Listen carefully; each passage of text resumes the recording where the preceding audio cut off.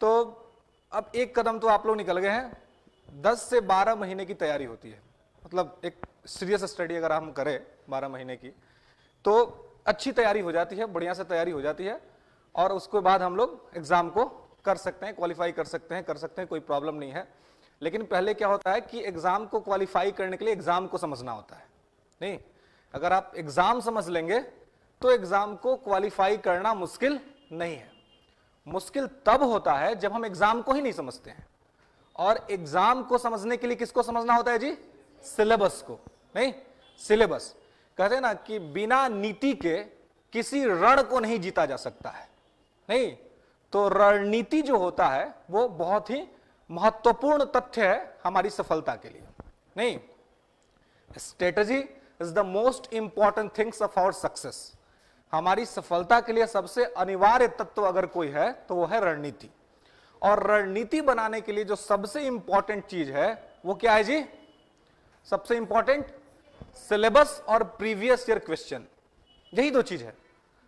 किताबें तो बहुत मोटी लिस्ट होती हैं, नहीं आईएएस बनना है तो किताब सजा दिया पर घर को लाइब्रेरी बना दिया, लेकिन आईएएस तो नहीं बन पाएंगे, ये श्योर है।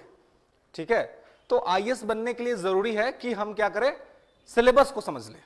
ठीक है, सिलेबस को समझ ले, प्रीवियस ईयर क्वेश्चन बैंक को समझ ले, और प्रीवियस ईयर क्वेश्चन को हम समझ लेते हैं और सिलेबस को समझ लेते हैं तो हमारा समझिए कि आधा काम हो जाता है। अब आधा काम यह होता है कि हमको जो समझ लिया उसको करना कैसे है। ठीक है, कैसे पढ़ना है, प्री के लिए कैसे पढ़ना है, मेन के लिए कैसे पढ़ना है, और इंटरव्यू लास्टली है उसकी तैयारी कैसे करनी है। हालांकि हमारा जो ये यूपीएससी है इसमें आप देखिएगा कि इसमें जो कुछ भी होता है वो क्या होता है जी? ये जो कुछ भी होता है वो ऐसा होता है कि दिखता एकदम क्लियर है। नहीं, जैसे सिलेबस आप पढ़िएगा तो एकदम क्लियर बातें लिखी हुई हैं, लेकिन सिलेबस में इतनी गहराई है, इतना डेप्थ है सिलेबस में कि बहुत बार तो ऐसा लगता है कि भाई ब्रह्मांड में जो कुछ है सब यूपीएससी के सिलेबस में है ना? सिलेबस देखे तो ऐसा लगता ही है, लेकिन फिर भी हमें क्या है कि उसमें से छांटना है और छांट करके पढ़ाई करनी है। ठीक है, छांट करके अगर हमने पढ़ाई कर लिया तो मुश्किल नहीं है क्वालिफाई करना, और हर चीज में आप छांट सकते हैं। और छांटने का जो हमारा बेस है वो बेस क्या है जी? सिलेबस है और प्रीवियस ईयर क्वेश्चन बैंक है। ठीक है, क्वेश्चन बैंक। तो प्रीवियस ईयर क्वेश्चन बैंक को अगर आपने सही से स्टडी किया, सब लोगों ने किया स्टडी? नहीं किया है? अच्छा, आप में से कितने लोग हैं जो यूपीएससी के सिलेबस को जानते हैं, जो कि उनको पता है कि हाँ यूपीएससी का सिलेबस क्या है और यूपीएससी के कितने मार्क्स के एग्जाम होते हैं, प्री होते हैं, मेन होता है, इंटरव्यू होता है, कितने नंबर का होता है? मार्क्स पता है, सिलेबस के बारे में नहीं पता है, कोई दिक्कत नहीं है। मतलब और सिलेबस किसी को याद है यूपीएससी का? नहीं याद है, किसी को नहीं याद है, कोई बात नहीं। आपको नहीं याद इसलिए तो हम लोग यहाँ पे हैं, नहीं तो इसलिए कोई टेंशन नहीं लेना है। ठीक है, आपकी तैयारी 0 लेवल से होगी, और एकदम देखिए ना, स्टूडेंट लाइफ में एकदम बेझिझक रहना है आपको। ठीक है ना, शर्माना वरमाना नहीं है। नहीं आएगा कुछ तो पूछना है। ठीक है, बेसिक से बेसिक बात भी, छोटा बात भी, अगर ऐसे नहीं सोचना है कि नहीं होता ना कि अभी थोड़ा होता है ना, कॉमन क्लास होता है गर्ल्स बॉयज का, तो बॉयज को लगता है अच्छा हम कहीं पूछेंगे हमारा क्लास में इंप्रेशन खराब हो जाए तो इंप्रेशन खराब हो जाएगा तो दिक्कत हो जाएगा। लड़कियों को भी लग सकता है यार इतने लड़के हैं इंप्रेशन गड़बड़ हो जाएगा। नहीं, इंप्रेशन छोड़ देना, अभी 10-12 महीने इंप्रेशन छोड़ दीजिए, इंप्रेशन को बोलिए भाड़ में जाओ भाई, अभी हमको आईएएस बनना है, और जिस दिन आईएएस बन जाइएगा इंप्रेशन वैसे बन जाएगा। नहीं, तो पहले तो आपको आईएएस बनना है, और आईएएस बन जाएंगे इंप्रेशन वैसे बन जाएगा। तो फिलहाल इंप्रेशन के चक्कर में ना पढ़ करके नॉलेज इकट्ठा करने के चक्कर में आपको पढ़ना है। तो कुछ बेसिक बात भी अगर मैं बताने के क्रम में कोई ऐसा बात बोल गया जो आपको ऊपर से क्रॉस कर गया, नहीं तो आपको रोक देना वहीं पे, सर रुक जाइए, ये बता के निकलिए आगे। और इट्स माई रिस्पॉन्सिबिलिटी, ये मेरा उत्तरदायित्व है कि मैं आपको समझा के आगे बढ़ूं, और ये आपकी ड्यूटी है कि आप पूछे। पूछना आपका ड्यूटी है। मैं इस चीज से कभी नहीं भागूंगा कि आप 100 दफा पूछिए, 500 दफा पूछिए, मैं 500 दफा बताऊंगा, लेकिन 501वां दफा मैं पूछूंगा, और फिर मैं ये उम्मीद करूंगा कि आप बताइए। ठीक है, तो मुझे बताने में कोई समस्या नहीं है, आप भी बताने के लिए तैयार रहिएगा। और इस तरह से जब चलेंगे ना, कहते हैं कि सम्राट तभी कोई बन पाता है जब चाणक्य और चंद्रगुप्त की जोड़ी मिलती है। आपकी सफलता इस बात से निर्भर केवल नहीं करेगी कि यहां पे खड़ा होने वाला आदमी बेहतर हो। यहां चाणक्य आके खड़ा ही हो जाए, उधर से कोई चंद्रगुप्त ना हो तो क्या हो जाएगा जी? कुछ होगा क्या?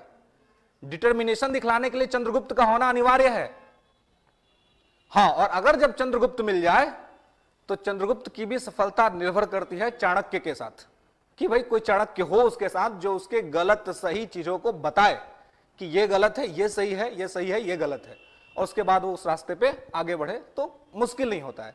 और आजकल तो हमारे पास इंफॉर्मेशन के बहुत सारे साधन हैं, तमाम साधन है, आप उस साधनों को देख सकते हैं, उस पर पढ़ सकते हैं, उस पर निकल सकते हैं, लेकिन आपको सिलेक्टिव होना होगा कि कौन सा साधन इंपॉर्टेंट है और कौन सा साधन इंपॉर्टेंट नहीं है। नहीं, आजकल आप यूट्यूब खोलिएगा, 75 को लेक्चर्स हैं, लेकिन कौन से लेक्चर्स आपके काम के हैं? इंफॉर्मेशन तो खूब है, पहले के समय में क्या होता था कि लेक ऑफ इंफॉर्मेशन था, इंफॉर्मेशन था ही नहीं। आज है कि इंफॉर्मेशन बहुत ज्यादा है लेकिन कंफ्यूजन है कि कौन सा बेहतर है। तो इसके लिए आपको थोड़ा सा डिसिप्लिन्ड वे में एक स्ट्रेटजी बना करके आपको चलना होगा। तो अगर मोटे तौर पे देखिए, एक काम आप लोग जरूर कर लीजिएगा, आज कम से कम कर लीजिएगा, मैं आप लोगों को एक सलाह देता हूं कि आज आप लोग सिलेबस देख लीजिएगा और प्रयास करिएगा ना सिलेबस याद हो जाए, और सिलेबस को अपने स्टडी टेबल के सामने चिपका दीजिए। सिलेबस को अपने स्टडी टेबल, जब घर में पढ़ते होंगे ना, घर में स्टडी टेबल होगा, स्टडी टेबल के सामने चिपका दीजिए। अच्छा, अपने से बीपीएससी का भी कोई विद्यार्थी है? 67 बीपीएससी देना है? नहीं देना है ना? आप देना है, आपको देना है, बाकी किसी को 67 नहीं देना है, आपको देना है। बाकी सब लोग यूपीएससी के लिए हैं, आईएएस के लिए हैं, ठीक, मतलब देना है, सब उसके नीचे ही आता है। कहते ना कलाम साहब कहते कि सपना बड़ा देखिए, छोटी चीज तो वैसे साथ में आ जाएंगी। नहीं,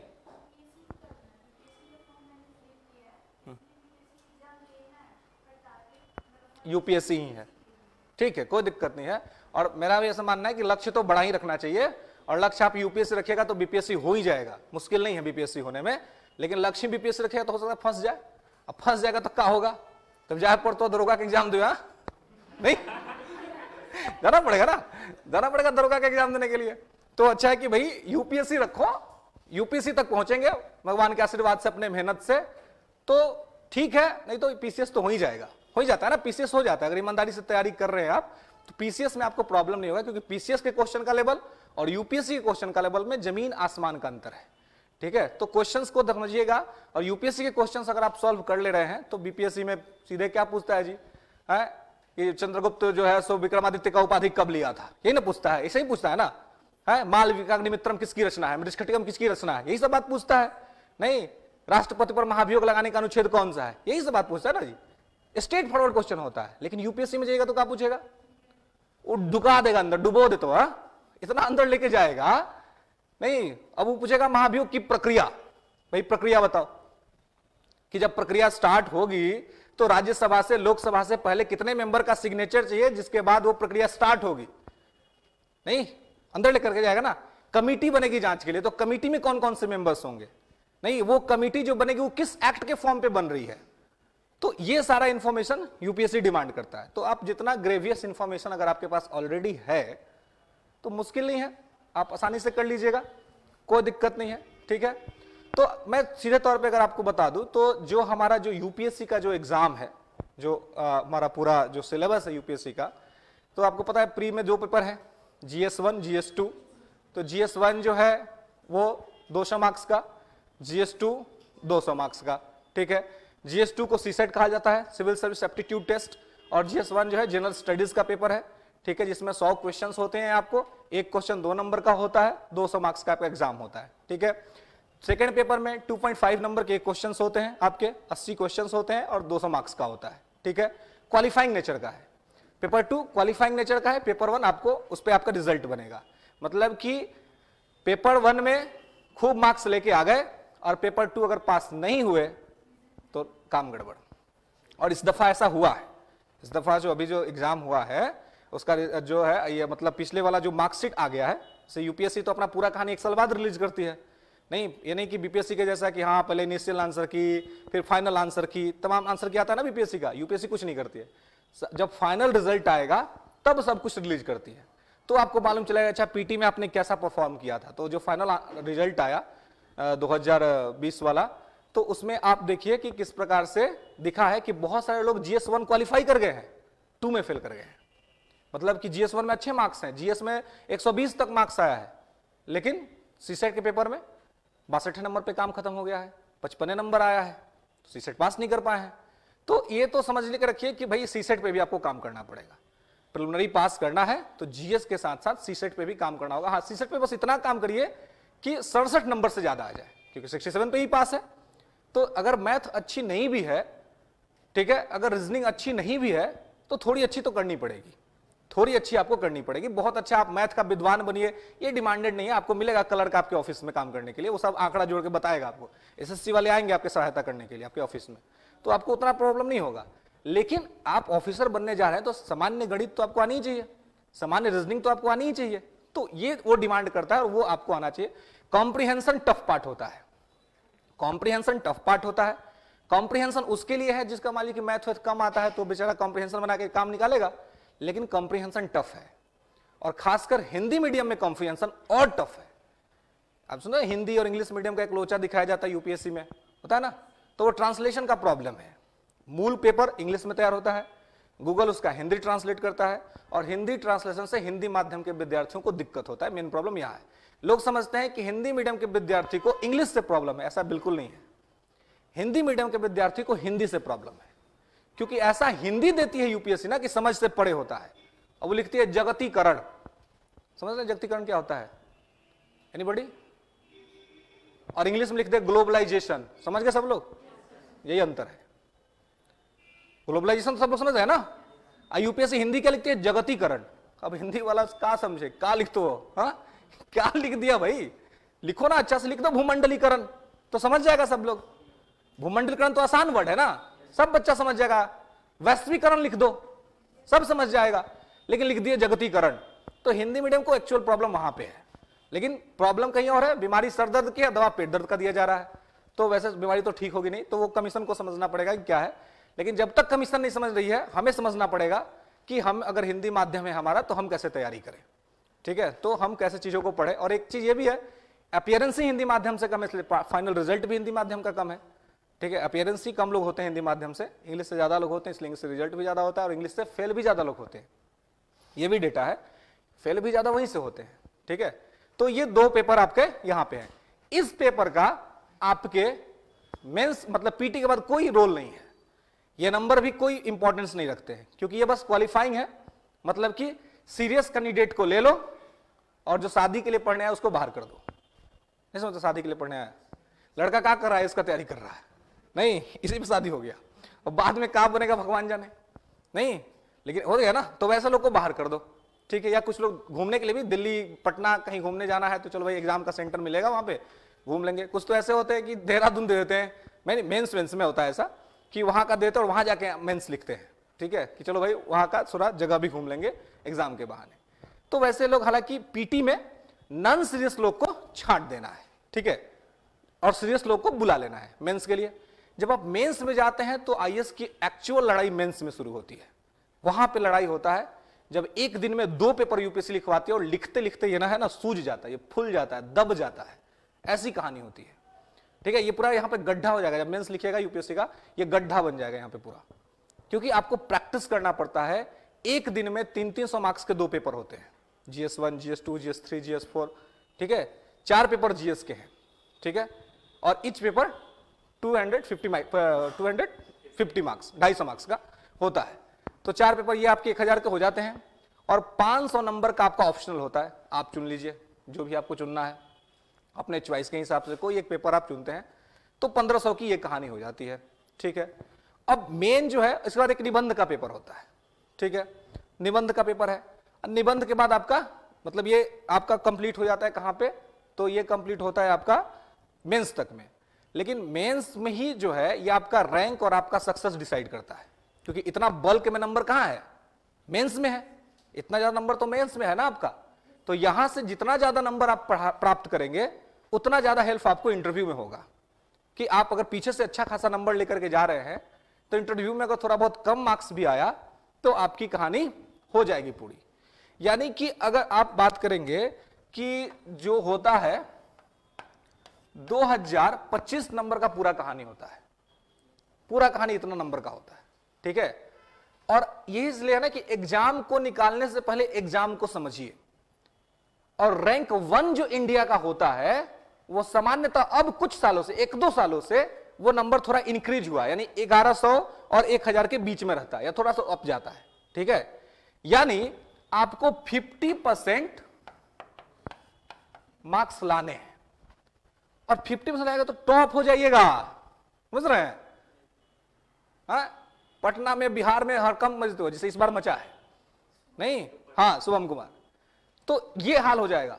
और आप में से बहुत होंगे जो अपने स्कूल के टॉपर रहे होंगे, अपने यूनिवर्सिटी के अच्छे स्टूडेंट रहे होंगे ना, और यहां सब वही जाता है, सब टॉपर वे सब आता है। अब यहां पे होता है एक्चुअल फाइट कि गली से निकले हैं, शहर से निकले हैं और अब पूरे इंडिया के लेवल पे फाइट कर रहे हैं कि कितना हमको मिलता है।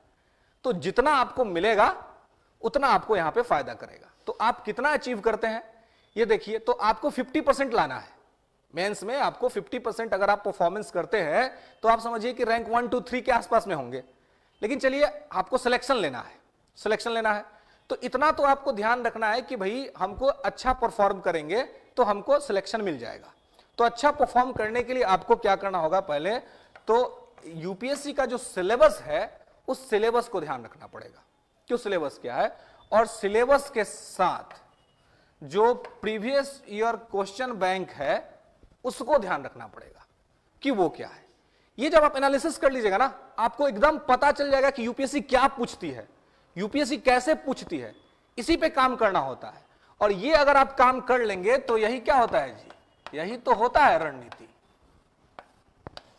होता है ना, यही स्ट्रेटजी होता है कि अगर ये दो चीज पे आपने काम कर लिया, बहुत काम मत कीजिए, ये दो काम करिए और इसके हिसाब से पढ़िए तो आसानी से हो जाएगा, मुश्किल नहीं है। ठीक है, आप आसानी से कर लीजिएगा। तो एक काम जरूर आज करिएगा आप लोग, अगर सही मायने में आप आईएएस का सपना देख रहे हैं तो आज सिलेबस निकाल लीजिएगा, नेट पे जाइएगा, वहां से उठाइएगा और अपने स्टडी टेबल के सामने चिपका दीजिएगा। अब जीएस पेपर 1 है, क्या पढ़ना है? हिस्ट्री पढ़ना है, ज्योग्राफी पढ़ना है, इंडियन सोसाइटी पढ़ना है। ठीक है, अब आपको मालूम है कि जीएस 1 में हिस्ट्री पढ़ना है, ज्योग्राफी पढ़ना है, मेंस का मैं बता रहा हूं, और आपको जो है पढ़ना है। यूपीएससी की तैयारी मेंस के अकॉर्डिंग ही होती है। ठीक है ना, केवल प्री ओरिएंटेड जाएंगे। हाँ, एक साथ यूपीएससी में एक साथ। हाँ, इंटरव्यू तो जब पीटी मेंस की तैयारी हो जाए ना, समझिए कि इंटरव्यू तैयारी हो गई और उसके बाद मौका रह जाता है बस केवल थोड़ा सा प्रैक्टिस सेशन के लिए, क्योंकि इतने इंफॉर्मेशन आपको मेंस में मिल जाएगा। इंटरव्यू क्या है? आपका पर्सनालिटी टेस्ट है, आपकी पर्सनालिटी टेस्ट की जाएगी, वो इंफॉर्मेशन टेस्ट नहीं होता है। इंफॉर्मेशन आपके पास तभी तो प्री क्वालिफाई किया, तभी तो मेन क्वालिफाई किया। तो प्री और मेन क्वालिफाई किए हैं, इसका मतलब कि भड़भड़ की इंफॉर्मेशन है आपके अंदर। ठीक है, अब क्या है कि आप इंफॉर्मेशन को डिलीवर कैसे करते हैं। अब पहले तो यूपीएससी ने आपको देखा नहीं, अब यूपीएससी आपको देखती है, बुला, अच्छा दिखने में कैसा लगता है बंदा। हालांकि दिखने का कोई फर्क नहीं पड़ता है, काला गोरा कुछ भी हो, उससे यूपीएससी को फर्क नहीं पड़ता है। ठीक है ना, टैलेंट होना चाहिए, बिल्कुल आपके अंदर क्वालिटी होनी चाहिए, क्वालिटी होगा तो यूपीएससी आपको ले लेगी।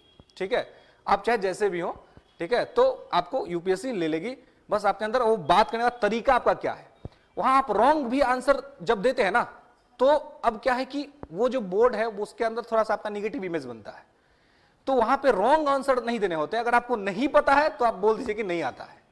ठीक है, अब नहीं आता है जब आप बोलिएगा ना, तो अब क्या होगा कि जब मान लीजिए 2-3 क्वेश्चन आपको नहीं आया, बोर्ड को उससे कोई फर्क नहीं पड़ता है। बोर्ड को पता है आपके पास इंफॉर्मेशन है, ये वाला भले नहीं है आपके पास, या अभी आप रिकॉल नहीं कर पा रहे हैं। आपको अब देखना है कि आपने जो 3 क्वेश्चन नहीं जवाब दिया है उसका प्रेशर आप खुद कैसे हैंडल करते हैं। That's interview. आप अपना प्रेशर कैसे हैंडल करते हैं, तो वही चीज है वहां पे। तो उसके लिए आपकी तैयारी में जो आपका प्रेशर जो झेलते हैं ना, आप रोज पेपर पढ़ना है, नहीं सिलेबस कंप्लीट करना है, मेंस का सिलेबस कंप्लीट करना है, जीएस 3 कंप्लीट करना है, 4 कंप्लीट करना है, पेपर्स में कहां से चीजें उठाएंगे, ये सब प्रेशर है। यूपीएससी का यही प्रेशर है। इतना बड़ा सिलेबस इसीलिए ताकि आपको प्रेशर में रहना सिखा दिया जाए, क्योंकि सिलेक्ट होके जाइएगा तो प्रेशर में ही तो रहना है। नीचे से जनता है, ऊपर से सरकार है, बीच में आप हैं, बीच में आप प्रेशर कुकर है ना। तो आपको एक सेफ्टी वॉल बना कर रखा गया, अपना रिलीज करते रहिए गैस। ठीक है, इसलिए आप बीच में हैं और आप परमानेंट एग्जीक्यूटिव के पार्ट होंगे, आप अस्थायी कार्यपालिका के हिस्सा होंगे। कार्यपालिका 2 तरह की होती है, एक अस्थायी कार्यपालिका और एक अस्थायी कार्यपालिका। तो परमानेंट एग्जीक्यूटिव ऑफिसर्स होते हैं। एक बार यूपीएससी में सिलेक्शन हो गया तो 65 साल तक जॉब करिएगा ना जी, लेकिन प्रधानमंत्री बन गए तो कहा 65 साल तक रहिएगा, 5 साल बाद फिर चुनाव होगा, चुनाव में जीत गए तो ठीक है, हार गए तो घर आ जाइए। तो एग्जीक्यूटिव बदल गई, लेकिन ये एग्जीक्यूटिव नहीं बदली, बस एक बार सिलेक्शन लेना है और एकदम रिटायरमेंट तक काम करना है, और रिटायरमेंट का एज फिक्स है, बीपीएससी में 62 साल, यूपीएससी में 65 साल, तो वहां तक आपकी यात्रा चलने वाली है। ठीक है, तो आप काम करें, तो आप परमानेंट एग्जीक्यूटिव के पार्ट हैं। तो पहला काम आप दो चीज जरूर कर लीजिए, अगर आप सीरियस कैंडिडेट हैं, सही में आपके अंदर यह सपना है कि आपको आईएएस बनना है, आपको आईपीएस बनना है, आपको यूपीएससी क्वालिफाई करके अपने परिवार का, अपने समाज का, अपने घर का, अपने गांव का, अपने रिश्तेदारों का नाम गौरव बढ़ाना है, तो प्रीवियस ईयर क्वेश्चन बैंक और सिलेबस दो आपके स्टडी टेबल पे होना ही चाहिए। क्योंकि आप जो पढ़ेंगे वो उसके अकॉर्डिंग पढ़ेंगे, यानी कि कुछ भी पढ़ रहे हैं, कुछ भी पढ़िएगा तो नहीं होगा, आपको वही पढ़ना है जो यूपीएससी पूछती है। ठीक है, तो यूपीएससी कैसे क्या पूछती है, कैसे पता चलेगा? क्वेश्चन बैंक से क्वेश्चन देखिएगा तो मालूम चलेगा ना क्या पूछती है। सिलेबस तो पूरा चीज है, अब क्वेश्चन में बताएगा। जैसे कहते हैं ना कि मॉडर्न हिस्ट्री में मॉडर्न हिस्ट्री इंपॉर्टेंट है, कैसे कहते हैं जी? क्योंकि मॉडर्न हिस्ट्री से नंबर ऑफ क्वेश्चन ज्यादा होता है, इसलिए कहते हैं ना कि मॉडर्न हिस्ट्री ज्यादा इंपॉर्टेंट है। उसके बाद एंशिएंट हिस्ट्री, मेडिवल से सवाल कम पूछे जाते हैं। ये सब कंक्लूजन कहां से निकलता है? प्रीवियस ईयर क्वेश्चन से, कि ऐसे ऐसे यूपीएससी क्वेश्चन पूछती है। आर्ट एंड कल्चर पढ़ के जाना चाहिए। क्यों पढ़ के जाना चाहिए? क्योंकि क्वेश्चन पूछती है यूपीएससी, तो आर्ट एंड कल्चर आपको पढ़ के जाना पड़ेगा। नहीं आप पॉलिटी पढ़ रहे हैं तो भाई आपका स्टेट का स्ट्रक्चर क्या है वो आपको जानना पड़ेगा, बिकॉज यूपीएससी वहां से क्वेश्चन पूछती है। आपको पार्लियामेंट का वर्क कैसे होता है, इंडियन सेंट्रल एग्जीक्यूटिव कैसे काम करती है, स्टेट एग्जीक्यूटिव कैसे काम करती है, नहीं वो आपको जानना पड़ेगा, बिकॉज की यूपीएससी सवाल पूछती है। तो ये कैसे पता चलता है कि यूपीएससी ये सवाल पूछ रही है? ये आपको कैसे पता चलता है जी? प्रीवियस क्वेश्चन बैंक से। तो आप प्रीवियस ईयर क्वेश्चन को जब स्टडी कीजिएगा तो आपको आइडिया लग जाएगा कि आपको करना कैसे है। ठीक है, और एक बार जब आपको पता चल गया ना कि करना कैसे है, तो फिर यहां से तो चीजें आपको मिलेंगी ही, बस आपको करते जाना है, केवल करते जाना है। और उस राइट पाथ पे जब आप करते जाइएगा फिर आपको मुश्किल नहीं होगा और आसानी से आप क्वालिफाई कर जाइएगा। प्रॉब्लम क्या होता है एज ए स्टूडेंट?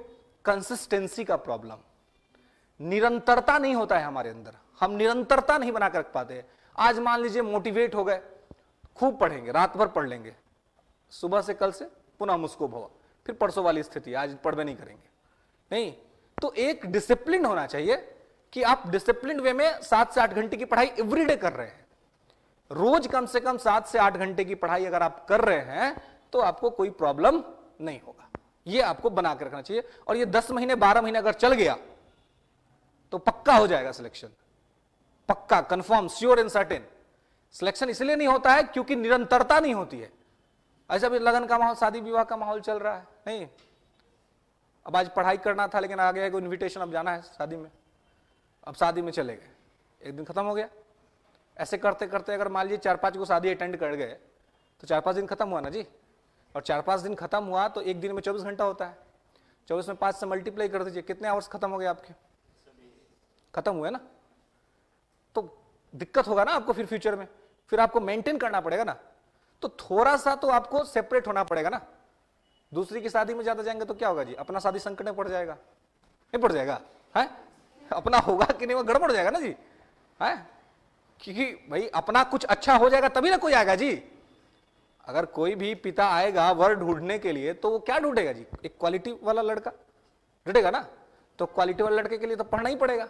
आप लोगों को ज्यादा रिस्क है, ठीक है ना आप लोगों को ज्यादा रिस्क है, इसलिए आप लोग ज्यादा थोड़ा सा एक्टिव रहिए। इसका मतलब नहीं कि आप लोग एक्टिव नहीं रहना है, आपको ज्यादा रिस्क इसलिए है क्योंकि भाई अल्टीमेट आना तो आप ही के पास है ना, तो आपको तो योग्य होना ही पड़ेगा, है? आपको योग्य बनना पड़ेगा, तभी आपके पास कोई अच्छा आएगा, नहीं तो फिर साइड से होकर निकल जाएगा, नहीं अच्छा खोजने के चक्कर में। तो ये आपके ऊपर ज्यादा रिस्पॉन्सिबिलिटी है कि आप थोड़ा सा ज्यादा बेहतर से करें और चीजों को ये करें, ठीक है। खैर, तो ये सब चीजों पे थोड़ा ध्यान दीजिए। ये दो काम आप लोग कर लेंगे, प्रीवियस ईयर क्वेश्चन बैंक और सिलेबस, ये दो चीज आप स्टडी कर लीजिए, आपको मालूम चल जाएगा यूपीएससी क्या डिमांड करती है। उसके बाद कहीं कोई लाइन सिलेबस में लगा कि ये नहीं समझ में आया तो पूछ लीजिए कि सर ये कौन सी बात है, इसमें तो नहीं समझ में आ रहा, इसमें क्या होता है। ये दो बेसिक चीज है, और सिलेबस आपको याद होना चाहिए, एकदम याद होना चाहिए सिलेबस, आपको जीभ पे याद होना चाहिए कि एकदम कि हाँ ये चीज यूपीएससी पूछती है, ये चीज है, यही चीज पढ़ना है। और सोर्स लिमिट होना चाहिए, ज्यादा किताबें नहीं, इन्हें क्या है इसका तैयारी करता घर को लाइब्रेरी बनाकर रखे हुए, पागल हो जाइएगा। देखने वाला भले सोचे कि हाँ लगता है इसका तैयारी कर रहा है, लेकिन आपको एक चीज के लिए 2 से 3 किताब इनफ है, एक चीज के लिए 2 से 3 किताब इनफ है, और किसी किसी चीज के लिए एक ही किताब इनफ है, 2-4 किताब पढ़ने की आवश्यकता ही नहीं है। तो कुल मिलाकर के 12 से 15 किताब पढ़ने हैं, उतना में काम हो जाएगा, ठीक है। और एक करंट अफेयर्स तो आपका हमेशा चलता रहेगा जो यूनिवर्सल है। तो ये आपको अपने सोर्स लिमिट करने हैं, और सोर्स लिमिट करके उसी सोर्स को मैक्सिमम टाइम पढ़ना है, बार बार पढ़ना है, ताकि चीजें याद हो, रिवीजन हो। सिलेक्शन इसलिए नहीं होता है कि आपके पास इंफॉर्मेशन नहीं था, इंफॉर्मेशन तो था, आपको याद नहीं था। यह प्रॉब्लम होता है कि आपको याद नहीं, आपने पढ़ा था, आप भूल गए। तो ये चीज आपको देखना पड़ेगा, ये चीज ठीक करना पड़ेगा, ठीक है। तो ये 2 चीज पे थोड़ा काम, बेसिक चीज है, काम कर लीजिएगा, ये बहुत काम करेगा, और ये तो एकदम सिलेक्शन तक काम करेगा, प्रीवियस ईयर क्वेश्चन बैंक और आपका सिलेबस, ठीक है। 2 चीजें। तो बेसिकली देखिए, मैं जो यहां आपके पास आया हूं, तो मैं पॉलिटी के लिए, ठीक है, पॉलिटी बोले तो राज व्यवस्था, ठीक है ना।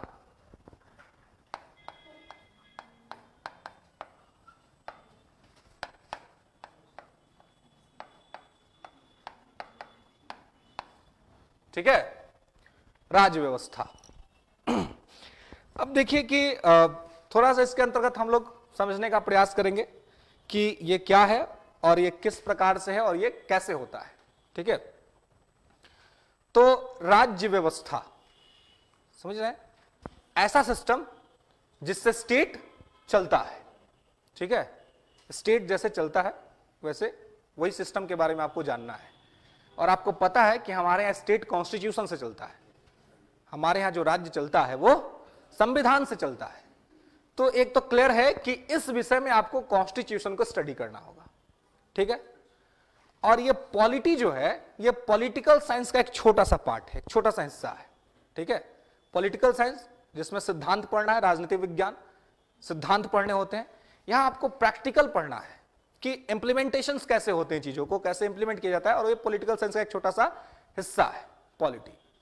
तो इसको आपको स्टडी करना है, इसको आपको समझना है कि ये होता क्या है और ये किस प्रकार से होता है। तो आपको पता है कि हमारा जो राज्य है वो संविधान से चलता है, कॉन्स्टिट्यूशन से चलता है। तो राज्य की व्यवस्थाओं को समझने के लिए संविधान को समझना आवश्यक है, क्लियर है। दूसरी चीज क्या है कि जो ये हमारा पॉलिटी का सेगमेंट है, इसको जब आप एग्जाम में देखिएगा, यूपीएससी में इसका रोल, इसलिए मेरा सिलेबस देखिए, प्रीवियस ईयर क्वेश्चन देखिए, तो पीटी में भी इससे 12-15 के आसपास सवाल होंगे, ठीक है। मेंस में जाइएगा तो जीएस पेपर 2 पॉलिटी का सेगमेंट है, उसमें पॉलिटी से सवाल पूछे जाते हैं, ठीक है। और इंटरव्यू देने जाइएगा तो पॉलिटी के 1-2 सवाल तो बोर्ड आपसे पूछ ही लेगा, ठीक है। करंट से जोड़ करके पूछ ले, चाहे जैसे पूछ लेगा। मतलब कि इस पेपर का रोल शुरू से लेकर के अंतिम तक रहेगा, ठीक है, अंतिम तक रहेगा। और सबसे बड़ी बात कि जब आप जॉब में रहिएगा तब भी रहेगा, जब आप जॉब में रहिएगा, आप जॉब कीजिएगा, तो भी इसका रोल बहुत इंपॉर्टेंट रहेगा, क्योंकि इसी की चीजें पे तो काम करनी है आपको। आप एक कलेक्टर का पोस्ट इस डिस्ट्रिक्ट लेवल पे कैसा होता है, आप इसमें पढ़िएगा, उसको क्या क्या रिस्पॉन्सिबिलिटी होती है, ठीक है, वो कैसे चीजों को मेंटेन करता है। नहीं, कॉन्स्टिट्यूशन में यूपीएससी का कहां पे है, नहीं, यूपीएससी को कॉन्स्टिट्यूशन में किस लेवल पे रखा गया है, तो ये सारी चीजें आपको यहां पे पढ़नी पड़ेंगी, तो ये समझना होगा। तो यहां पे आपको एक अंडरस्टैंडिंग डेवलप करना पड़ेगा। और ये हमेशा ध्यान रखिएगा कि आप चूंकि जो विद्यार्थी हैं वो किसके हैं जी, यूपीएससी के, नहीं, तो आप यूपीएससी के विद्यार्थी हैं, तो इसलिए आपको क्या होगा, आपको समझदारी होना चाहिए, अंडरस्टैंडिंग लेवल आपका बड़ा होना चाहिए, क्योंकि आपको सब चीज समझना ही पड़ेगा, और समझने के साथ ही आपको आंसर करना पड़ेगा। अगर आपकी अंडरस्टैंडिंग लेवल वीक है, अगर आप समझ नहीं पाते हैं, तो थोड़ी मुश्किल होगी। यहां पे फैक्ट्स ज्यादा याद नहीं करने, यहां पे अंडरस्टैंडिंग ज्यादा डेवलप करना है। अंडरस्टैंडिंग डेवलप हो जाएगा, फैक्ट्स वैसे कनेक्ट हो जाएंगे और आप आसानी से कर लीजिएगा। तो आपको समझदारी विकसित करनी है कि समझदारी आप कैसे विकसित करेंगे। तो समझदारी विकसित करने के लिए आपको समझना पड़ेगा चीजों को, और लिंक करना पड़ेगा। जितना ज्यादा अच्छा से लिंक करेंगे, आप आसानी से चीजों को समझ जाएंगे, कोई प्रॉब्लम नहीं होगा, ठीक है। तो हम लोग पॉलिटी की बात करेंगे, ठीक है, राज्य व्यवस्था की। तो पॉलिटी की जब हम बात करेंगे, राज्य व्यवस्था की हम बात कर रहे हैं, क्या आप सभी मानते हैं कि बिहार जो अपना ये एक राज्य है, बिहार मानते हैं? कितने लोग मानते हैं कि बिहार एक राज्य है? आप में से हाथ उठाइएगा।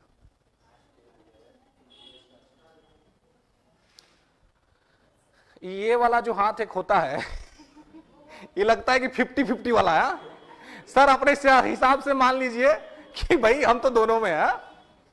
हाँ जी, तो मतलब कि आप सभी मानते हैं, जैसा लग रहा है, कि बिहार एक राज्य है ना? ठीक, लेकिन आज से ये मत मानिएगा, क्योंकि आप आईएएस के विद्यार्थी हैं। बिहार एक राज्य नहीं है। अब मैं बताऊंगा कि बिहार एक राज्य कैसे नहीं है। सामान्य लोग बोले तो चलता है, यूपीएससी का तैयारी करने वाला विद्यार्थी अगर कहता है कि बिहार एक राज्य है, तो वो क्षमा करने योग्य नहीं है। ठीक है, उसको डांटे पर तो बढ़िया सा, तब समझाना पड़ेगा कि बेटा समझ लो कि राज्य होता क्या है। तो समझ लीजिए अब, है ना, कि अब ऐसे तो बोलिएगा तो चलेगा नहीं। अब जाके कोई बोल दीजिए, गांव के कोई आदमी से बोलिएगा, चाहे शहर में कोई आदमी है, रोज पेपर में पढ़ा बिहार राज्य बिहार राज्य बिहार राज्य, और बोलिएगा कि बिहार राज्य नहीं है, तो कहता है कि तू पागल हो गया। बोलेगा ना कि भाई कैसे राज नहीं है, इतना दिन से सुनते आ रहे बचपन से, हाँ, कि बिहार राज्य बिहार राज्य। तो पहले तो है कि बिहार एक प्रांत है, बिहार एक प्रोविंस है, ठीक है ना। बिहार जो है वो क्या है जी?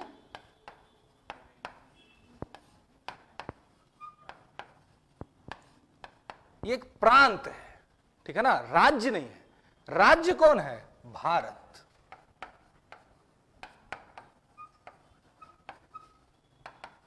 जो आपका ये इंडिया है,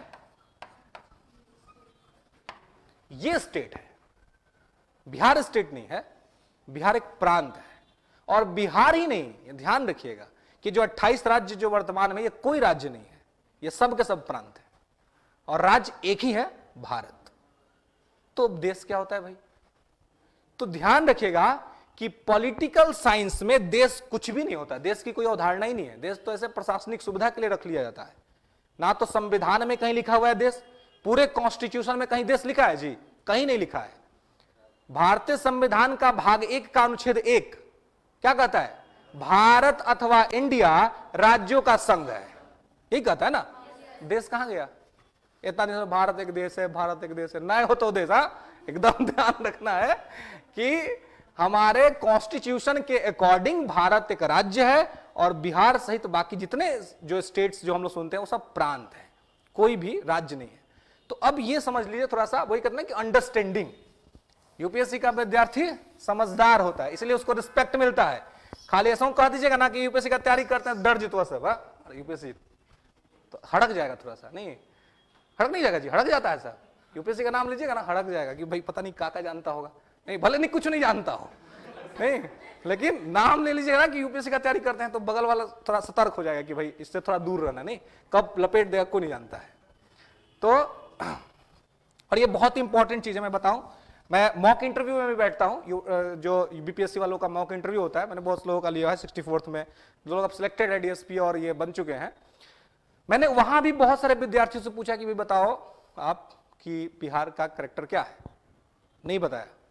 फिर मॉक में बताना पड़ा कि ये बता समझ के जाओ, कहीं बोर्ड पूछ दिया, अब बोर्ड में गलती हो गया तो उपाय कर देगा। फिर नहीं, समझेगा ना कि इतना बेसिक चीज है तो भाई तो पता होना ही चाहिए ना।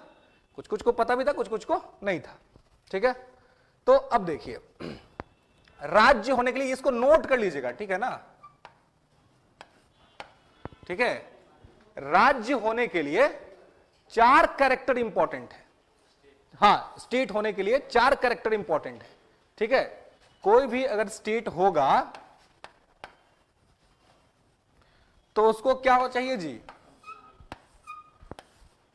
कम से कम 4 चीज उसके पास होना चाहिए, तब जाके वो राज्य कहलाएगा, ठीक है। तो इसके अंतर्गत एक चीज तो हम रख लेते हैं, मान लीजिए जनता। जनता को कहीं कहीं जनसंख्या भी लिखा रहता है, ठीक है ना, पीपुल्स, ठीक है, ठीक है। एक होता है जनता, दूसरा जो होता है वो क्या होता है जी? सरकार, गवर्नमेंट, ठीक है, सरकार, ठीक है। तीसरा होता है भौगोलिक सीमा या भौगोलिक क्षेत्र, ज्योग्राफिकल एरिया, ठीक है।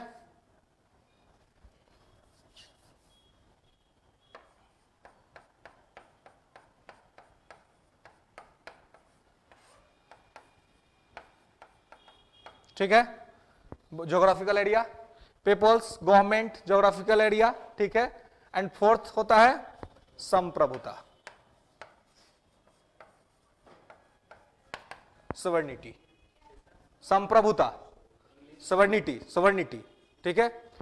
अब जो सवर्निटी होता है, इसमें आप ये समझिए कि हमारा जो बिहार स्टेट है, जो हमारा बिहार राज्य है, ठीक है, तो बिहार राज्य में, बिहार स्टेट में क्या होता है कि ये peoples, government, geographical areas and sovereignty, तो ये जो चार चीजें हैं, इसमें आप ये देखिएगा कि बिहार के पास ये तीनों चीज है। जनता है बिहार की, अपनी जनसंख्या है, गवर्नमेंट भी है, नीतीश जी मुख्यमंत्री हैं, भौगोलिक एरिया भी है, ज्योग्राफिकल एरिया आप जानते हैं बिहार का, ठीक है। एक ही चीज बिहार के पास नहीं है, वो है संप्रभुता। सवर्निटी बिहार के पास नहीं है, और जिसके पास सवर्निटी नहीं है वो राज्य नहीं है। राज्य होने के लिए चार कैरेक्टर होना है जी। जैसे आदमी होने के लिए तो बहुत सारा कैरेक्टर है ना, हम लोग आदमी हैं तो बहुत सारे कैरेक्टर हैं। इसमें सबसे अच्छा कैरेक्टर क्या है? हम बोल सकते हैं और हम सोच सकते हैं। ये दोनों हमारे पास नहीं होते, हम भी जानवर होते ना, आदमी तो नहीं होते ना कम से कम। आप और देखते ही आप, जो लोग समझदार नहीं होते, समझ सब लोग कहते हैं कि जानवर है, नहीं सुनते हैं, बैल बुद्धि है कहा, नहीं कहते हैं लोग, क्योंकि बैल बना दिया ना उसको। क्यों? क्योंकि उसके पास समझ नहीं है, समझदारी नहीं, इसलिए वो क्या हो गया, वो दूसरा हो गया ना, दूसरी चीजें हो गई उसको। तो ये बात हो जाती है। तो इसलिए ये ध्यान रखना है कि स्टेट होने के लिए ये चार कैरेक्टर इंपॉर्टेंट है, ठीक है। कौन कौन सा? तो peoples, government, geographical area, sovereignty, ठीक है। ये चार जिसके पास होगा वही स्टेट होगा। तो ये चार किसके पास है जी? इंडिया के पास है। तो स्टेट कौन हो गया? इंडिया हो गया, ठीक है। और बिहार स्टेट नहीं हुआ। तो इसीलिए कॉन्स्टिट्यूशन के अकॉर्डिंग, थियरी के अकॉर्डिंग जो है वो क्या है, थियरी के हिसाब से जो है भारत जो है वो राज्य है, बिहार राज्य नहीं है। Any confusion? हाँ बिल्कुल, बहुत अच्छा प्रश्न है कि सवर्निटी क्या। अभी बात करते हैं कि संप्रभुता क्या है। एकदम पिला दे वो, ठीक ना, एकदम बस ध्यान रखना, बस मतलब याद रखना है। संप्रभुता के लिए एकदम सामान्य सा शब्द याद रखिए, एकदम सामान्य सा, आंतरिक सर्वोच्चता, बाह्य स्वतंत्रता। डिफिनेशन लिखाऊंगा तो बहुत लंबा लिखा दूंगा, आवश्यकता नहीं उसकी, बस समझ जाइए कि सवर्निटी होता क्या है। इतना किसी को भी बताएगा ना, समझदार आदमी को समझ जाएगा कि बच्चा जानता है कि संप्रभुता क्या होता है। आंतरिक सर्वोच्चता, बाह्य स्वतंत्रता, ठीक है। इंटरनल सुपरमेसी, एक्सटर्नल लिबर्टी, समझ रहे हैं? इंटरनल सुपरमेसी और एक्सटर्नल लिबर्टी, मतलब अंदर से सबसे ऊपर और बाहर किसी प्रकार का बाधा नहीं। तो अब देखिए, समझ रहे हैं संप्रभुता? समझ रहे सब लोग? लिख लीजिएगा, आंतरिक सर्वोच्चता, बाह्य स्वतंत्रता। संप्रभुता क्या होता है जी? इंटरनल सुपरमेसी, एक्सटर्नल लिबर्टी, ठीक है, हो गया। हिंदी में लिखना है, लिख लीजिएगा, आंतरिक सर्वोच्चता, बाह्य स्वतंत्रता, ठीक है, ओके। अब तो ये होता क्या है अब, ठीक है, आंतरिक सर्वोच्चता और बाह्य स्वतंत्रता, ये कैसे होगा? यही संप्रभुता का सीधा सा मतलब यही है, ठीक है। तो अब देखिए कि भारत जो है, भारत तो हमारा पूरा जो भारत का एरिया है उसमें सबसे ऊपर कौन है जी? भारत ही तो है, सबसे ऊपर भारत है, इंडिया है क्या कि बिहार है? बिहार नहीं है ना, यूपी भी नहीं है, मध्य प्रदेश भी नहीं है, राजस्थान भी नहीं है, तेलंगाना भी नहीं है, तमिलनाडु भी नहीं है, कर्नाटका भी नहीं है, कोई स्टेट नहीं है इसके ऊपर, इसलिए वो सब प्रोविंस है, वो सब प्रांत है, ठीक है। सबसे ऊपर कौन है? इंडिया, सबसे ऊपर भारत है, ठीक है। और भारत के नीचे ये लोग हैं, ठीक है। तो पहला शर्त आंतरिक सर्वोच्चता, भारत, बाह्य स्वतंत्रता। अब भारत की सरकार अमेरिका के साथ संबंध बनाएगी या रसिया के साथ संबंध बनाएगी या रसिया के साथ खराब कर लेगी, अमेरिका से खराब कर लेगी, ठीक है, कनाडा से बढ़िया कर लेगी, ब्रिटेन से बढ़िया कर लेगी, इसका डिसीजन कौन करेगा? भारत करेगा। कोई बाहरी शक्ति का हमारे ऊपर दबाव नहीं है। कोई हमको आके ये कह नहीं कर सकता है कि अमेरिका के साथ संबंध अच्छा कर लीजिए, रसिया के साथ अच्छा कर लीजिए। हम अपनी सुविधा देखेंगे, इंडिया अपना सुविधा देखेगा, भारत अपना सुविधा देखेगा कि हमारी स्थिति कैसी है, हमारा नीड क्या है। हमारा जैसा नीड रहेगा हम वैसा रिलेशन बनाएंगे, हमारा जैसा नीड नहीं रहेगा हम वैसा रिलेशन नहीं बनाएंगे। तो ये भारत की रिस्पॉन्सिबिलिटी है। तो ये आंतरिक सर्वोच्चता और बाह्य स्वतंत्रता का जो पॉइंट है ये किस पे फिट बैठता है? इंडिया में फिट बैठता है, ठीक है। और संप्रभुता का डिफिनेशन यही है। किताबी परिभाषा में जाएंगे तो बहुत पढ़ना पड़ेगा, ऐसे वैसे दिस दैट, पता नहीं का पढ़ने का जरूरत नहीं है, उसको समझने का जरूरत है। संप्रभुता की बात कहीं भी आई, कहीं भी लिखा होगा कि यह संप्रभु है, तो आप सीधे समझ जाइएगा यह स्वर्ण स्टेट है, सवर्निटी इसके पास, तो आप समझ जाइएगा कि ये सबसे ऊपर है और बाहरी रूप से इसके ऊपर कोई दबाव नहीं है, अपना निर्णय लेने के लिए स्वतंत्र है, क्या करेगा नहीं करेगा ये सारे निर्णय यही लेता है। तो समझ में आई संप्रभुता क्या होता है? तो इंडिया क्या है? राज्य है, भारत राज्य है, ठीक है। और कोई आदमी ऐसे बोल गया कि भाई कैसे तू इससे बात करते हो, कहे कि जाकर संविधान पढ़ लो एक बार। संविधान में कहीं देश नहीं लिखा हुआ है, और संविधान में लिखा है कि भारत अथवा इंडिया राज्यों का संघ है, ठीक है। राज्यों का संघ क्या है, ये बहुत बड़ी बात है, आगे बताएंगे कि राज्यों का संघ का मतलब क्या होता है, अंबेडकर साहब ने कैसे इसकी व्याख्या की है, ठीक है। तो स्टेट होने के लिए 4 कैरेक्टर है, ठीक है। जनता, सरकार, भौगोलिक क्षेत्र, संप्रभुता, ये 4 जिसके पास होगा वो राज्य होगा, जिसके पास नहीं होगा वो राज्य नहीं होगा। और इसी हिसाब से बिहार एक राज्य नहीं है, भारत एक राज्य है। क्लियर है? इस बात में किसी को कोई समस्या, किसी को कोई प्रॉब्लम, किसी भी तरह का कोई क्वेश्चन मन में आ रहा हो तो पूछ लीजिए, कुछ भी अलर बलर कुछ हो, हाँ? आ रहा है दिमाग में? आता है ना, पढ़ते रहते हम लोग तो बहुत तरह का मन में ख्याल आता है, ठीक है। अब हाँ जी,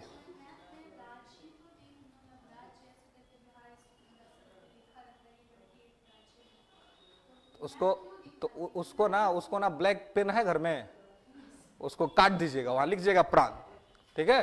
प्रांति है, ठीक है ना। कॉन्स्टिट्यूशन को जो समझेगा, जो संविधान को समझेगा, जो तथ्यों को समझेगा, वो इसको राज्य नहीं मानेगा। प्रशासनिक सुविधा के लिए देश राज्य कह देते हैं, आम बोलचाल में यूज होता ही है, ठीक है ना। आम बोलचाल की भाषा में हम राज्य कहते हैं, ठीक है, हम लोग भी कहते हैं बिहार राज्य है। लेकिन जैसे ही थियोरी पे आएंगे, पठन पाठन पे आएंगे, तो राज्य है ही नहीं, वो क्या है? प्रांत है, ठीक है। हाँ, तो जिसके पास ये नहीं होगा वो प्रांत होगा, ये नहीं होगा जिसके पास, ठीक है, वो प्रांत होगा।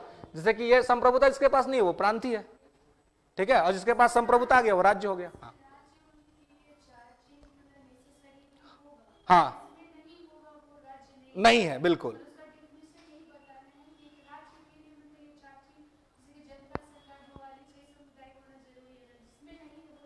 नहीं है, नहीं है, बिल्कुल नहीं है। हाँ, बिल्कुल बिल्कुल, स्टेट का 4 पॉइंट है, 4 कैरेक्टर होता है। ये 4 कैरेक्टर है तो राज्य है, ये 4 कैरेक्टर नहीं है तो राज्य नहीं है। बस बात खत्म। क्या? ये सब प्रांत में रहेगा, ठीक है ना। जनता भी रहेगी, सरकार भी रहेगा, भौगोलिक, बस उसमें एक ही चीज आएगा, संप्रभुता नहीं होगी उसके पास। अगर उसके पास संप्रभुता उसको मिल गई तो वो राज्य हो गया। क्या डिस्ट्रिक्ट?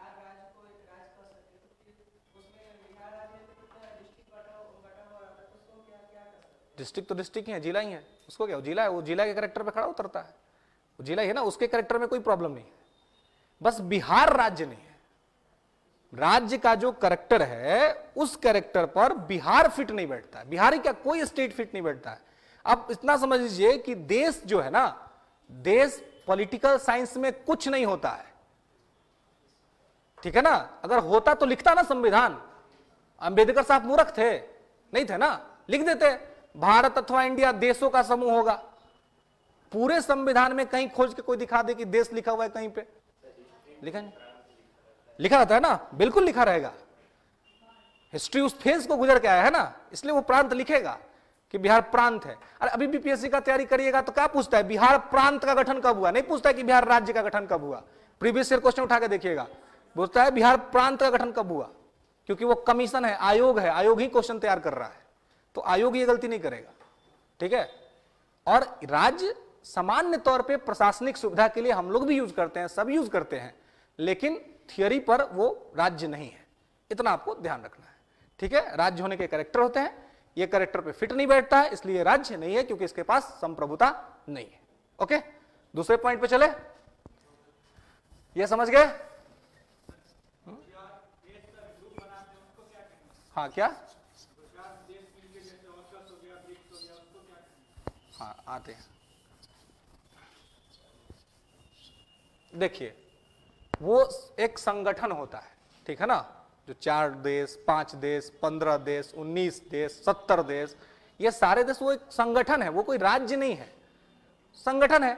और संगठन का अपना एक ऑब्जेक्टिव होता है, एक उद्देश्य होता है, उस अपने उद्देश्य के लिए वो काम करते हैं, ठीक है। उनका अपना अपना एक ऑब्जेक्टिव होता है, कोई इकोनॉमिकल ऑब्जेक्टिव के लिए है, कोई इकोलॉजिकल ऑब्जेक्टिव के लिए है, कोई पॉलिटिकल ऑब्जेक्टिव के लिए, तो उनका इससे कोई रिलेशन नहीं है, वो एकदम अलग चीज है और ये एकदम अलग चीज है, ठीक है। तो अभी बस इतना समझिए कि बिहार राज्य नहीं है, बिहार एक प्रांत है, और प्रांत इसलिए है क्योंकि बिहार के पास संप्रभुता नहीं है, सवर्णिटी नहीं है, इसलिए बिहार एक राज्य नहीं है। क्लियर है? क्लियर है? चलिए अब दूसरे पॉइंट्स पे आते हैं। ये ध्यान रखिए कि ये जीवन पर्यंत है, ये तो कभी बदलेगा नहीं। अब ये तभी बदलेगा जब बिहार सरकार कहेगी, भारत सरकार के हमको अलग कर दीजिए, ठीक है। जब ये अलग हो जाएगी तो फिर हो जाएगा, ठीक है। तो बोला वैसा होगा नहीं और होना भी नहीं चाहिए, क्योंकि इंडिया की इंटीग्रिटी इसकी ब्यूटी है, नहीं इसकी खूबसूरती है इंटीग्रिटी, तो इंटीग्रिटी होनी चाहिए हमारे अंदर। नहीं, एकता के भाव तो हमारे देश में है, वो होना चाहिए। पहले कुछ बट गए अलग बात है, लेकिन अब कम से कम जो है वो एक सूत्र में बंधे रहने चाहिए, तो ज्यादा अच्छा रहेगा, ठीक है। तो जब हम पॉलिटी का जब अध्ययन करते हैं तो इसमें हमारे लिए सबसे इंपॉर्टेंट क्या होता है जी? सबसे इंपॉर्टेंट जो होता है वो होता है कॉन्स्टिट्यूशन, संविधान, कि हम संविधान को समझें, ठीक है, कि संविधान क्या होता है, और संविधान के अकॉर्डिंग ही हमारा देश चलता है, ठीक है। लेकिन संविधान को समझने से पहले हम कुछ बेसिक बात अगर समझ ले, जो कि बहुत बेसिक है, जो कि हमें बहुत इनिशियल लेवल पे बताया जाना चाहिए, लेकिन दुर्भाग्य से हमें बताया नहीं जाता है, क्योंकि इनिशियल लेवल पे जो पठन पाठन की जो स्थिति है वो बहुत ही नीचे लेवल की है, इसलिए वो सारी बातें ना तो हमें कोई समझाता है नहीं कोई बताता है, तो हमें वो समझना जानना जरूरी हो जाता है। जैसे कि कुछ डेट्स हैं, उन डेट्स से आप लोग ऑलरेडी वाकिफ हैं, जैसे कि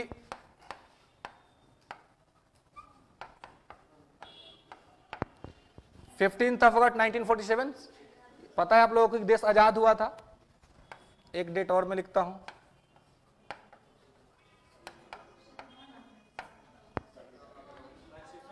हाँ कौन अभी गीत गया भी है, बिल्कुल गुड, अभी गया भी है।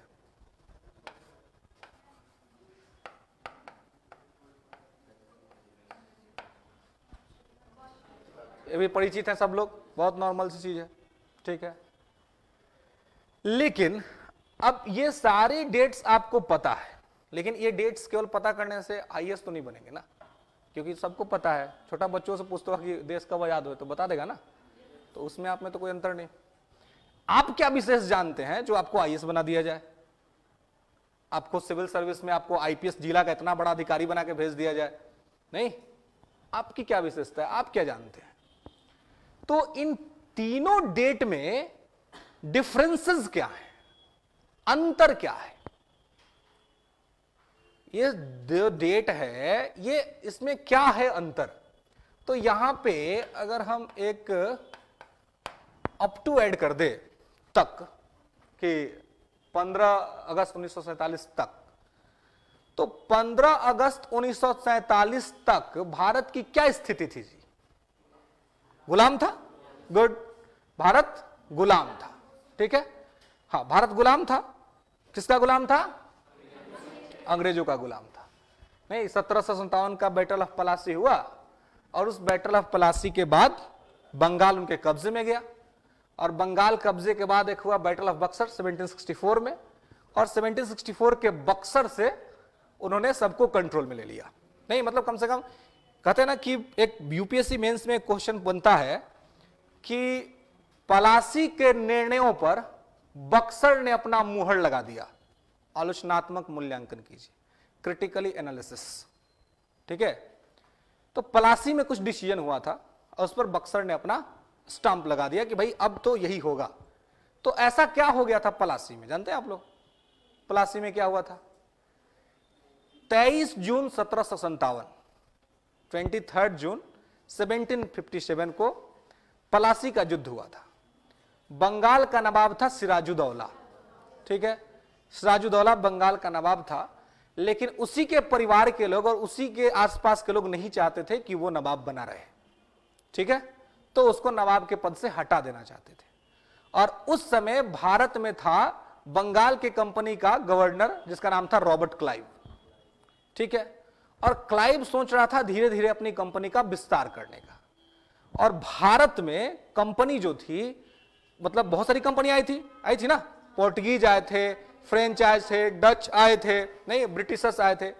तो भारत में दो कंपनियां आपस में खूब लड़ती थी, ब्रिटेन और फ्रांस, ठीक है। तो ये आपस में लड़ती थी कि हमको अपना प्रभाव यहां पे जमाना है। और इसी दरमियान जो है रॉबर्ट क्लाइव का था कि भाई हमको यहां पे अपने आप को स्टैब्लिश करना है, ठीक है। तो जैसे इधर रॉबर्ट क्लाइव था वैसे उधर से भी एक आदमी था बहुत इंपॉर्टेंट, फ्रांस का गवर्नर डुप्ले। लेकिन डुप्ले उस टाइम पे नहीं था, उसको वापस बुला लिया था फ्रांस ने, इसलिए डुप्ले कुछ खास कर नहीं पाया। अगर डुप्ले रहता तो हो सकता था कुछ और कहानी होती, लेकिन डुप्ले को बुला लिया था फ्रांस ने।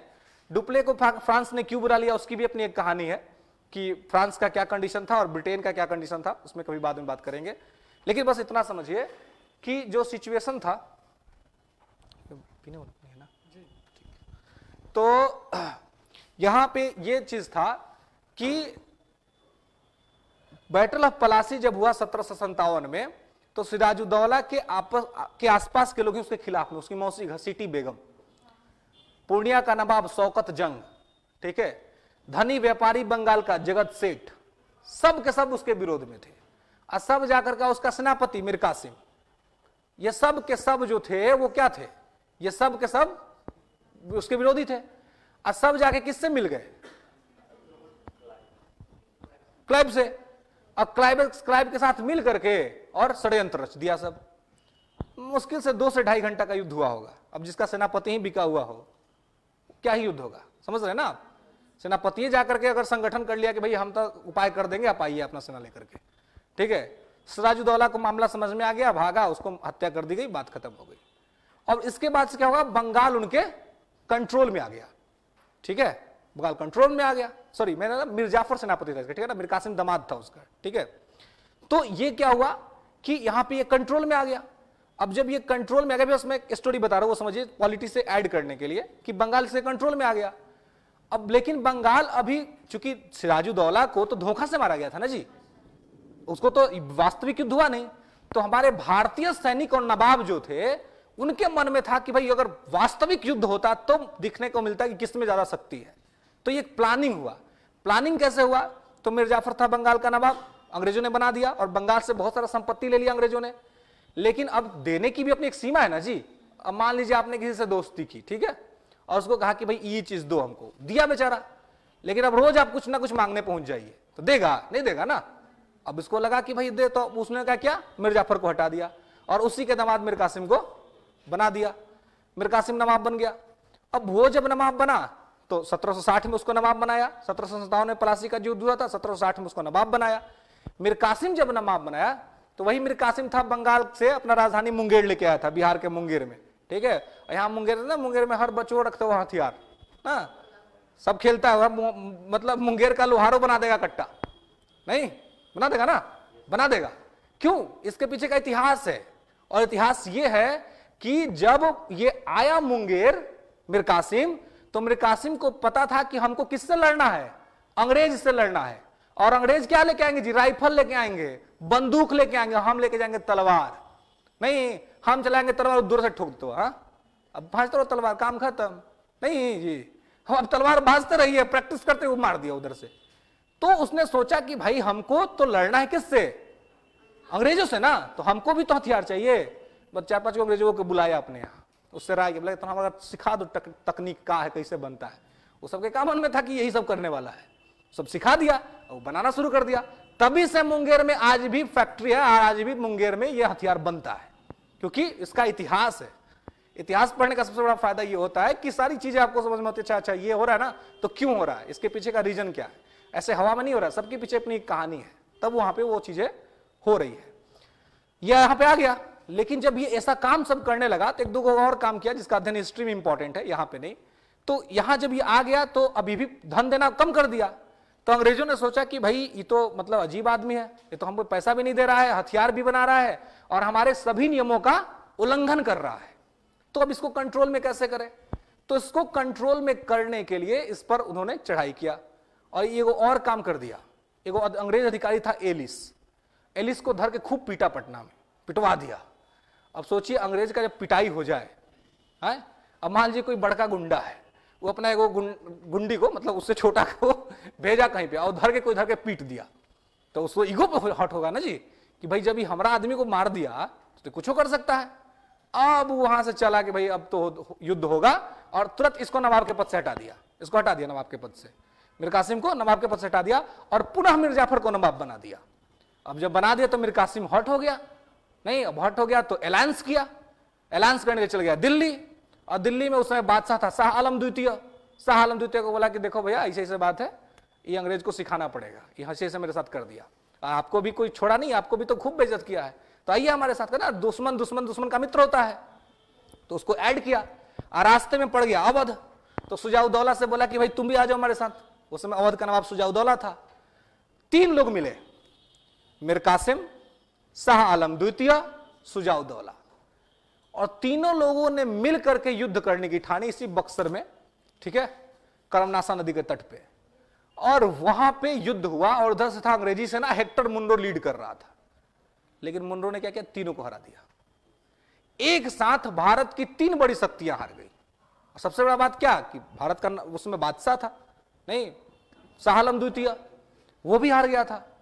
तो अब यही हुआ कि प्लासी में तो थोड़ा बहुत डिसीजन आया था, लेकिन बक्सर ने क्या किया जी, क्लियर कर दिया, फिगर आउट हो गया। और सबसे बड़ा चीज एक और युद्ध हुआ था थोड़ा पीछे, 1761 में पानीपत का तृतीय युद्ध, ठीक है। तृतीय युद्ध में मराठे हार गए थे, किससे, अहमद शाह अब्दाली से। ऐसा चांस लग रहा था कि भारत पर मुगल जब खत्म हो जाएगा तो मराठा शासन करेगा, क्योंकि मराठा शक्तिशाली था। लेकिन मराठा जाके किससे हार गया, अहमद शाह अब्दाली से, तो मराठा का शक्ति खत्म। तो अब अंग्रेजों को कंट्रोल करने वाला इंडिया में कोई था ही नहीं, तो भारत पे शासन किसका हुआ, अंग्रेजों का। रही बात फ्रांस की, तो फ्रांस की अपनी कुछ समस्याएं थी, जिस वजह से फ्रांस यहां पे स्टेबल नहीं कर पाया, ठीक है। उसकी समस्या पे बाद में कभी बात करेंगे, उसकी समस्या क्या थी। तो यहां पे ये युद्ध हुआ, उसके बाद धीरे धीरे सभी शक्तियों को हराया, और 1757 से 1947 तक भारत पर उसका शासन रहा ना जी। लेकिन शासन में भी 2 फेज है, नहीं 2 फेज है।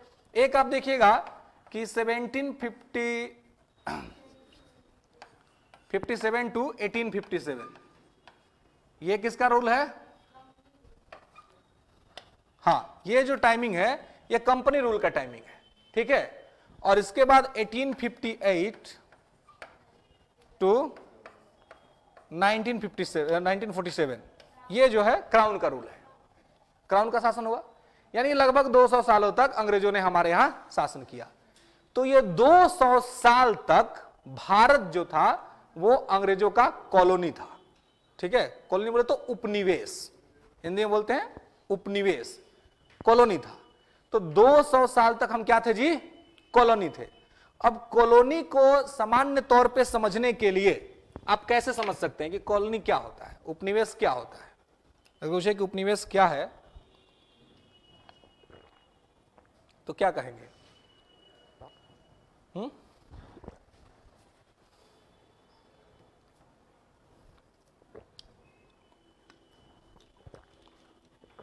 क्या होता है जी, आप लोगों को बात सब समझ में आ रही है जी, सभी लोगों को। तो ये मतलब भारत के, समझ लीजिए कि भारत में क्या स्थिति थी, ठीक है। तो कॉलोनी जो था इंडिया, ये कब से कब तक था जी, 1757 से हाँ 1947 तक, यहां तक ये कॉलोनी था, ठीक है। और इसी को क्या बोलते हैं, उपनिवेश, ठीक है। तो यहां पे आप ये देखिए कि कॉलोनी में क्या होता है, थोड़ा सा एकदम समझिए कि एक बड़ा राज्य अपने से छोटे राज्य को पूरी तरह से अपने कंट्रोल में रखता है, ठीक है। एज फॉर एग्जाम्पल मान लें कि ये हो गया S1 जो एक बड़ा राज्य है, ये हो गया S2 जो कि एक छोटा राज्य है, ठीक है, स्टेट 1 स्टेट 2। तो कॉलोनी में क्या होगा, कॉलोनी में कि S1 जो है वो पूरी तरह से S2 को अपने कंट्रोल में रखेगा, यानी कि इसका सारा चीज, इसका संसाधन, इसके लोग, इसके नियम, इसके कायदे, इसके कानून, सब कुछ कौन देखेगा, यही देखेगा, ठीक है। सब कुछ यही देखेगा और कोई नहीं देखेगा, ठीक है। तो यही चीज था हमारे साथ 1757 से 1947 तक तो हम कॉलोनी ही तो थे ना जी। हमारा कुछ राइट था क्या? हमारे यहां क्या होगा नहीं होगा सब कौन देखता था? अंग्रेज देखते थे, वही कंट्रोल करते थे, सारी चीजें उनके पास थी। ठीक है, तो सारा चीज जो था वो वही कंट्रोल करते थे। ठीक है, तो कॉलोनी में क्या होता है कि पूरी तरह से एक बड़ा राज्य एक छोटे राज्य को अपने नियंत्रण में ले लेता है।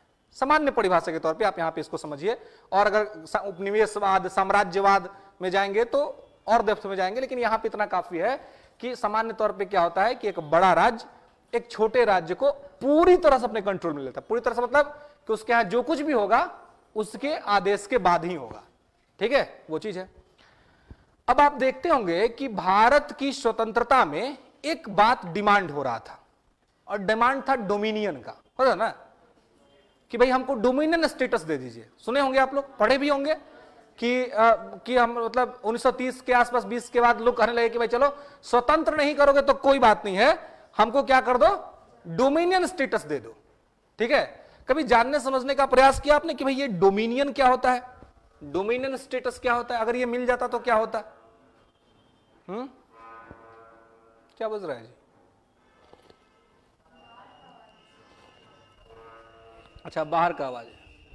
नहीं, शादी नहीं है ना, अपना शादी कर करके सब हम लोग का शादी संकट में डालेगा। डिस्टर्ब तो होंगे ना जी, रात भर बजता है गाना बाजा तो आदमी डिस्टर्ब तो होता ही है थोड़ा बहुत, हल्का फुल्का। समाज के ना कहता ना, और अरस्तु कहता है कि मनुष्य एक सामाजिक प्राणी है। समाज में तो रहनी है ना, समाज से तो दूर हो नहीं सकते। लग रहा है ना इसका? अपना करो ना भाई, साइड में जाकर के, हम लोग को अपना करने दो। नहीं, खैर छोड़िए। तो डोमिनियन का डिमांड किया गया कि डोमिनियन होना चाहिए, हुआ ना डिमांड। तो डोमिनियन क्या होता है? ठीक है, डोमिनियन में क्या होता है?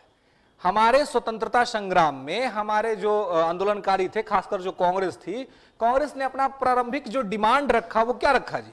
वो यही रखा कि हम क्या करेंगे, हम जो है वो डोमिनियन से खुश हो जाएंगे, डोमिनियन हमको दे दो, डोमिनियन से हम खुश हो जाएंगे। ठीक है, तो डोमिनियन की जब बात आई तो डोमिनियन में क्या होता है इसको थोड़ा सा समझ लीजिए।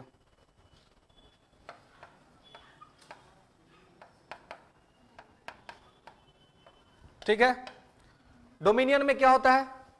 तो डोमिनियन में यहां भी आप समझिए S1 और S2, स्टेट 1 स्टेट 2। अगर हमें डोमिनियन मिल जाता, ठीक है, अगर हम डोमिनियन प्राप्त कर ले तो हमारा स्थिति कैसी होती? तो डोमिनियन में क्या होता है कि जो S2 है सारा काम खुद ही करेगा, इसमें कोई कंट्रोल नहीं होगा। S1 ने इसको फ्री कर दिया, यानी कि मान के चलिए स्वतंत्रता जैसा है, स्वतंत्रता ही मान के चलिए इसको। ठीक है, इसको लिबर्टी ही मान के चलिए कि आप स्वतंत्र हो गए। ठीक है, आप स्वतंत्र हो गए, लेकिन आपका जो राज्याध्यक्ष होगा वो S1 का आदमी होगा। मतलब कि आप सब कुछ आप ही करिएगा, कोई दिक्कत नहीं है, लेकिन आपका हेड ऑफ द स्टेट जो होगा वो कौन होगा? S1 होगा। ठीक है, मतलब कि अगर हमारा जो डोमिनियन का डिमांड था, अगर डोमिनियन मान लेता ब्रिटेन, ठीक है, तो क्या होता? तो ऐसा होता कि हम स्वतंत्र तो हो जाते, स्वतंत्र रहते, सब काम अपने करते, लेकिन राष्ट्रपति हमारे यहां नहीं होता। Just like of Australia. Australia देखिए, ऑस्ट्रेलिया के लोग आज भी ब्रिटेन की महारानी के प्रति अपनी जो है सो प्रतिज्ञा रखते हैं और उनके प्रति विश्वास रखते हैं। वहां पे राष्ट्रपति नहीं होता है, वहां प्राइम मिनिस्टर होता है। ठीक है, क्यों? क्योंकि ऑस्ट्रेलिया जो है वो एक टाइम पे कॉलोनी रहा था और कॉलोनी के बाद डोमिनियन वाली उसकी स्थिति है। ठीक है, लेकिन भारत में ये डिमांड चल रहा था, लेकिन भारत में दो तीन लोग ऐसे युवा लोग थे कांग्रेस में, युवा लोग, जैसे कि उस समय पंडित नेहरू और सुभाष चंद्र बोस, इन लोगों ने कहा कि भाई हमको डोमिनियन नहीं चाहिए, हमको चाहिए पूर्ण स्वराज। अब पूर्ण स्वराज का प्रस्ताव कब पास हुआ था जी? 1929 के लाहौर अधिवेशन में पंडित नेहरू अध्यक्ष थे। ठीक है, और वहीं पे पूर्ण स्वराज, कंप्लीट सेल्फ रूल का जो प्रपोजल है वो पास हो गया। ठीक है, और कहा भाई पूर्ण स्वराज हमको चाहिए, इससे कम कुछ नहीं। ठीक है, तो हमें पूर्ण स्वराज है कि मिला नहीं उस टाइम पे, उस टाइम तो नहीं मिला ना, लेकिन उस टाइम एक चीज डिसाइड हुआ कि 26 जनवरी 1930 को हम लोग स्वतंत्रता दिवस मनाएंगे। ये डिसाइड हुआ वही लाहौर अधिवेशन में, और मनाया भी गया। और तब से गुलाम रहते हुए भारत ने इस दिन को सेलिब्रेट किया था लिबर्टी डे के रूप में या इंडिपेंडेंस डे के रूप में। ठीक है, 26 जनवरी 1930 से। ठीक है, तो डोमिनियन समझ रहे हैं। और डोमिनियन के बाद एक बात आती होती है रिपब्लिक की, है ना। एक तो हो गया कि आप डोमिनियन हो गया, और होता है रिपब्लिक जिसको होता है गणतंत्र। ठीक है, और इस बीच में एक और वर्ड है डोमिनियन के साथ, क्या है? इंडिपेंडेंस, स्वतंत्रता। तो ये जो डोमिनियन वाला जो स्थिति है, ये डोमिनियन वाले में आप देखिएगा कि सारा चीज तो स्वतंत्रता वाले हैं, बस एक ही चीज नहीं है, और वो है कि आपके देश का सिंबॉलिक हेड जो होगा वो आपके देश का कोई नहीं होगा, वो जिसका आप पे कंट्रोल है वो होगा। यानी कि अगर हमें डोमिनियन मिल जाता तो हम ब्रिटेन के जो है सो ब्रिटेन का जो राजा था वो हमारा हेड होता, हमारे यहां राष्ट्रपति नहीं होता। अच्छा, भारत डोमिनियन था कि नहीं जी? कभी भारत डोमिनियन रहा कि नहीं कभी ब्रिटेन का? कभी नहीं है? कभी नहीं रहा। श्योर है आप लोग? सब फैक्ट थोड़ा सबके बदले पड़ते हो। सारा फैक्ट बदलना पड़ेगा। भारत डोमिनियन रहा था। अभी समझाते हैं कैसे रहा था, अभी बताते हैं कि भाई ख्याल रखिए कि यूपीएससी का तैयारी कर रहे हैं, सिपाही का नहीं है ना। तो फिर सिपाही वाला में तो टिक लगे तो भारत कब आजाद हुआ? 15 अगस्त 1947, बात खत्म। ठीक है, कोई मतलब नहीं डोमिनियन का क्या क्या है, रिलेशन नहीं है। ठीक है, भारत डोमिनियन रहा था। अब हमने अभी एक शर्त बताया कि राष्ट्रपति नहीं होगा, तो भारत का राष्ट्रपति कब बना जी? ये बताइए तो। है तो राष्ट्रपति 15 अगस्त को क्या नहीं बना दी? बना देते, नहीं बनाए ना। तो यहां से कुछ लॉजिक खुल रहा है कि जब देश आजाद हुआ तब से लेकर के जब तक देश में संविधान लागू नहीं हुआ तब तक हम डोमिनियन ही तो थे। तो हुए कि नहीं डोमिनियन? थे डोमिनियन। यानी कि भारत जो था वो 15 अगस्त 1947 से 26 जनवरी 1950 तक डोमिनियन ही तो रहा था ब्रिटेन का। सर हाँ, बिल्कुल आजाद हो चुका है, लेकिन डोमिनियन ही था। अभी डोमिनियन मैंने क्या कहा? अभी ये सुने था डोमिनियन का मतलब क्या बताया मैंने?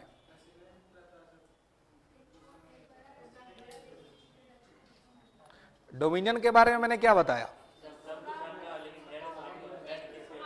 बिल्कुल सब कुछ आपका होगा, आप आजाद हैं, कोई दिक्कत नहीं है, लेकिन हेड ऑफ द स्टेट आपके यहां का नहीं होगा, ब्रिटेन का होगा। तो 15 अगस्त को आप आजाद तो हो गए थे, सब कुछ आपके हाथ में था, लेकिन हेड ऑफ द स्टेट आपका नहीं था। आजादी के बाद कौन बना था गवर्नर जनरल जी? Lord Mountbatten. कहां के हलवा? ब्रिटेन के। तो किसके कंट्रोल में? ब्रिटेन के। तो डोमिनियन किसका? ब्रिटेन का। उसके बाद बने सी राजगोपालाचारी। तो सी राजगोपालाचारी महोदय भी भारत के सरकार ने जो है वो निर्णय लिया, और ब्रिटेन के उस समय के तात्कालिक राजा किंग जॉर्ज ने साइन किया, और जॉर्ज के साइन के बाद सी राजगोपालाचारी भारत के बने थे गवर्नर जनरल। ठीक है, और इसीलिए 15 अगस्त 1947 से 26 जनवरी 1950 तक हमारा देश जो था वो ब्रिटेन का डोमिनियन था। स्वतंत्र तो थे नहीं, वो भी रहा पाकिस्तान। और पाकिस्तान तो 1956 तक रहा। पाकिस्तान 1956 तक रहा था, क्योंकि उसके यहां संविधान बनने में टाइम लगा। अभी बताते हैं कि इसके पीछे की क्या कहानी है। यहां तक बात समझ में आ रही है कि अब नहीं कहना कि भारत डोमिनियन नहीं रहा, भारत डोमिनियन रहा। सबको समझ में आ रहा है जी? जिसको नहीं समझ बोलिए, एक बार फिर बताएंगे, कोई प्रॉब्लम नहीं है, लेकिन उसके बाद हम पूछेंगे। ठीक है, तो आपको बताना पड़ेगा, क्योंकि अल्टीमेट अगर मान लीजिए कि हम ही से पूछना होता तो यूपीएससी हम ही को बुला लेती आप लोगों के स्थान पर। हाँ, तो बता दो भाई, अपना अपना नाम दे दो। नहीं, ऐसा नहीं होगा ना जी, ऐसा नहीं होगा। आपको जाना पड़ेगा, हमको मेरा वाला लेकर के जाना पड़ेगा, आपको आपका वाला लेकर के जाना पड़ेगा उसके यहाँ, नहीं, और उसके बाद वो पूछेगी, उसके बाद आपको जवाब देना पड़ेगा। तो समझ रहे हैं डोमिनियन भारत रहा था। अब ये कहानी भी मैं समझा ही देता हूं आपको कि डोमिनियन कैसे रहा था। समझ में आ रहा है बात? बोर नहीं हो रहा है ना? एगो गांव में किस्सा कहता है कि माथा मुड़ाया और ओला पड़ गया, नहीं समझ रहे हैं? मतलब मान लीजिए कि आपने आज ही बाल मुड़ाया, ठीक है, और उसी दिन बर्फबारी होनी स्टार्ट हो गई, नहीं? तो आप में से कोई आएगा, चलो भाई आज थोड़ा क्लास में कुछ करेंगे मस्ती हो, ले इतना सब पहाड़ गिर रहा है, कहीं ऐसा नहीं कि काम ही घबरा जाए।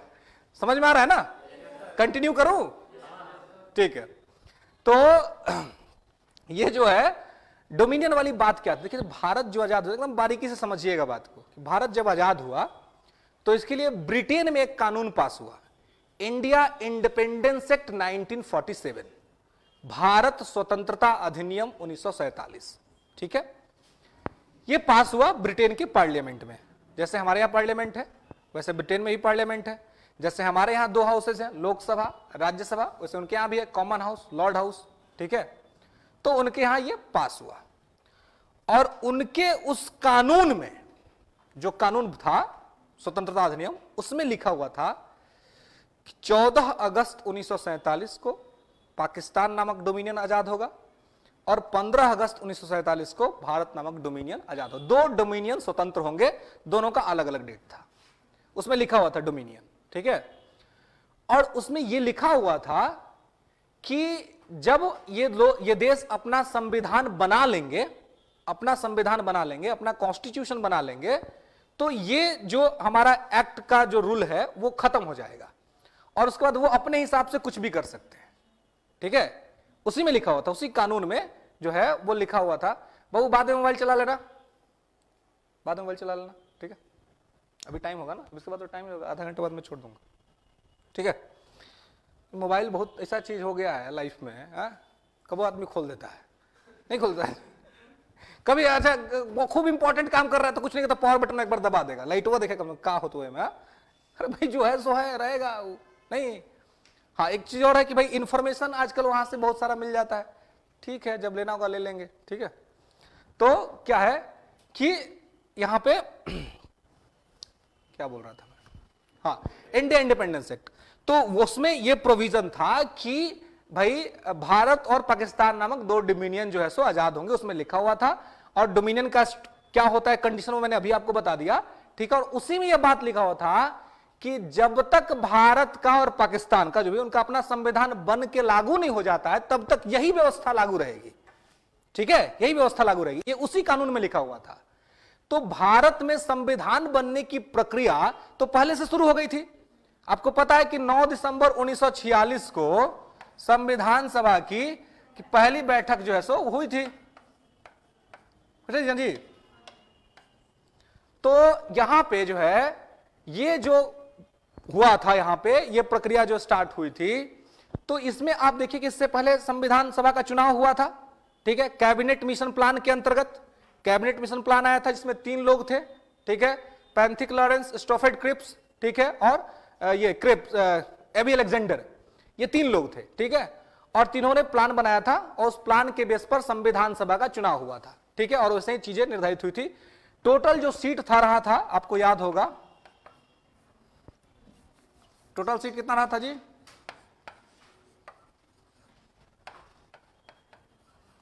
टोटल सीट था 389, 389, ठीक है। टोटल सीट संविधान सभा का इतना था।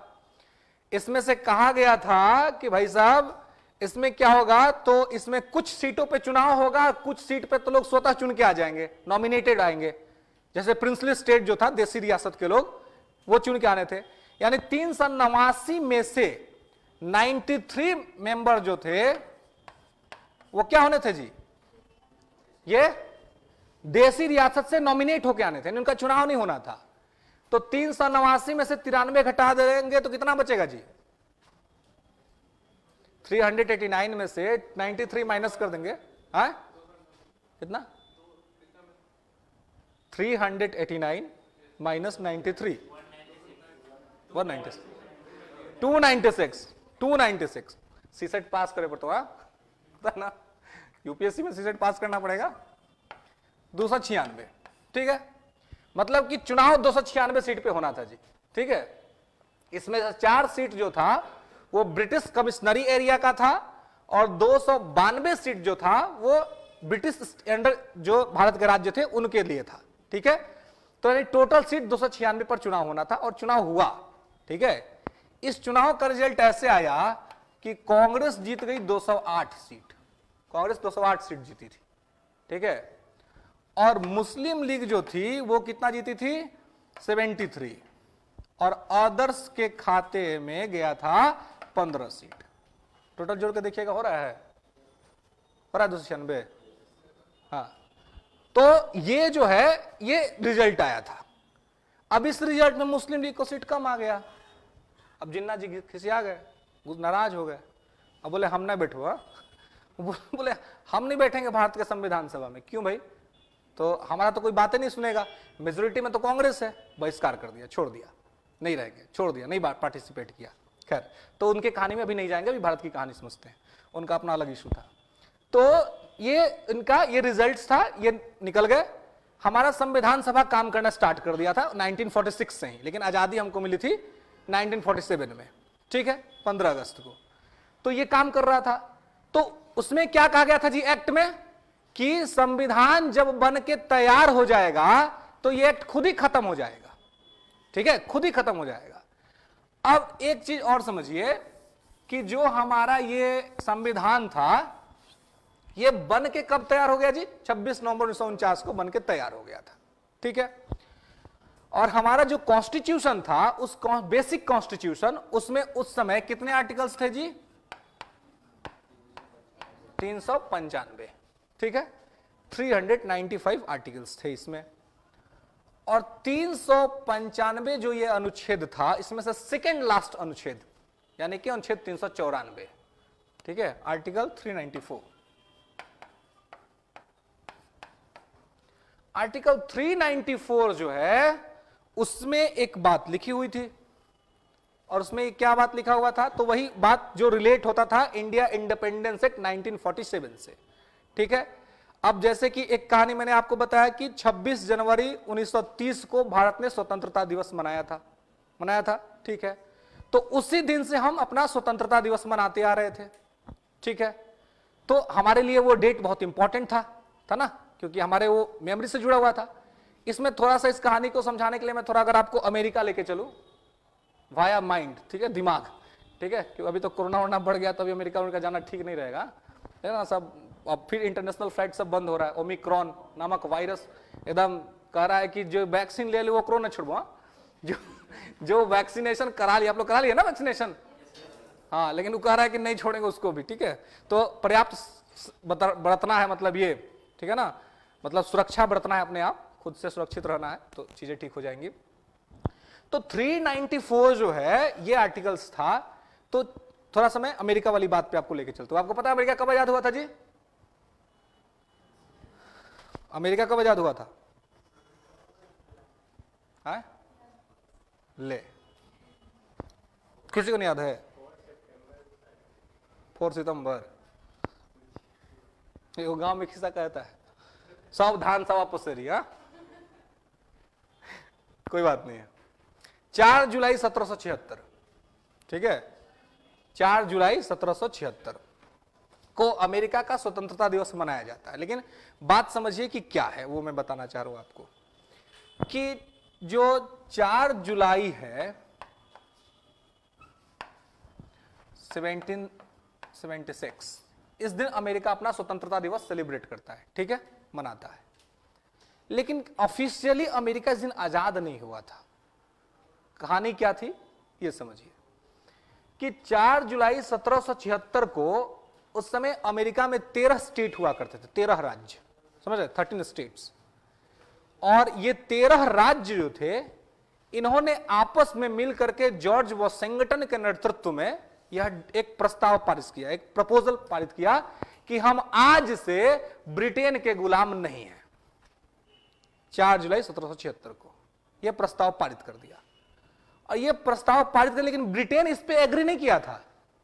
ब्रिटेन तो मान ही नहीं रहा था। ब्रिटेन कहता नहीं भाई, तुम तो मेरे गुलाम हो, हम तो बना के रखेंगे। लेकिन अमेरिका के लोगों ने, अमेरिका के उस समय के 13 राज्यों ने यह प्रस्ताव पारित किया कि भाई हम जो है वो आपके गुलाम जो है सो नहीं रहेंगे। ठीक है, उसके बाद क्या हुआ, अमेरिका और ब्रिटेन में, यूके में लड़ाई स्टार्ट हो गई। और लड़ाई जो चला वो 1776 से 1783 तक, ठीक है। कब तक चला जी? 76 से 1783 तक। 1783 के सितंबर महीने में, 1783 के सितंबर महीने में एक संधि पत्र पर हस्ताक्षर हुआ, एक ट्रिटी पर साइन हुआ। किसने किसने साइन किया? ब्रिटेन ने और अमेरिका ने। कहां पे? फ्रांस के पेरिस में। उसको पेरिस समझौता के नाम से जाना जाता है। तो कब हुआ था वो? तो सितंबर 1783 में, ठीक है, पेरिस में हुआ था। और वहां पे फ्रांस के निगरानी में ब्रिटेन और इसने जो है अमेरिका ने एक पत्र साइन किया, और उसमें ब्रिटेन ने ऑफिशियली एक्सेप्ट किया कि हम अमेरिका को स्वतंत्र करते हैं। तो ऑफिशियली अमेरिका स्वतंत्र कब हुआ जी?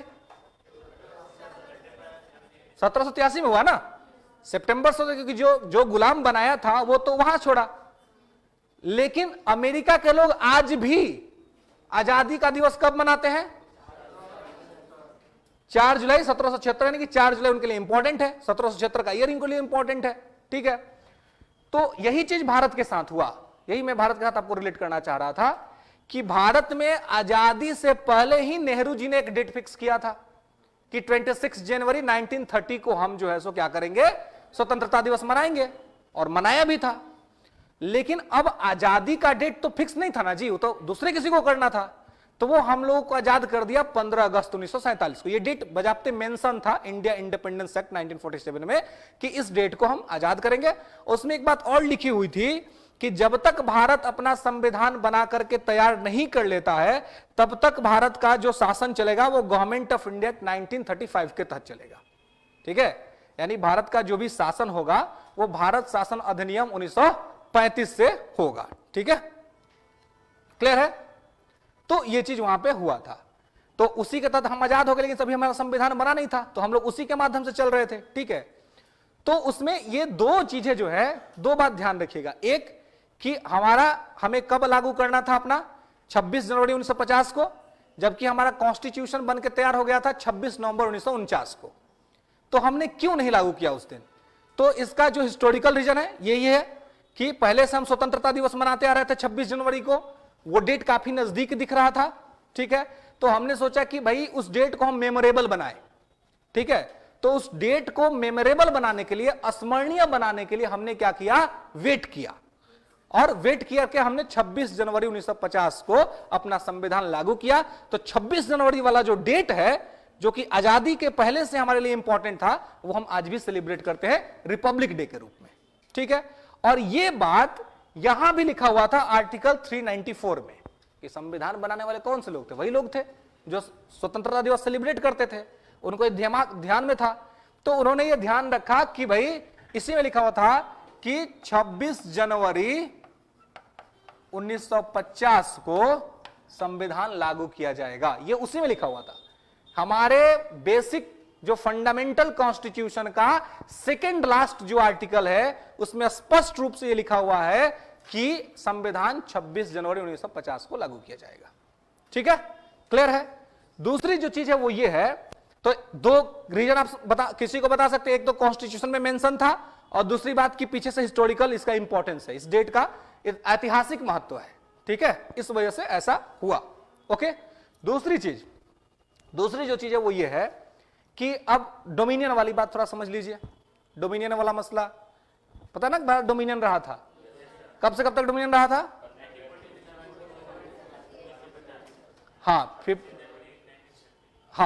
जो 15 अगस्त 1947 से 26 जनवरी 1950 तक भारत डोमिनियन रहा था, ठीक है, क्लियर है।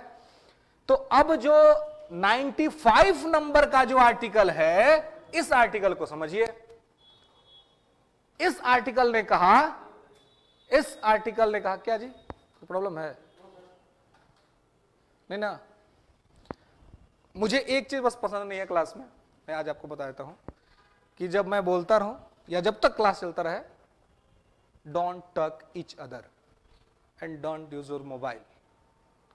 और आप अगर सुदूर कोने में भी कुछ बताइएगा ना, तो हमारा पता चल जाता, एकदम पता चल जाएगा। हम बता रहे, इसकी गारंटी। पता है क्यों?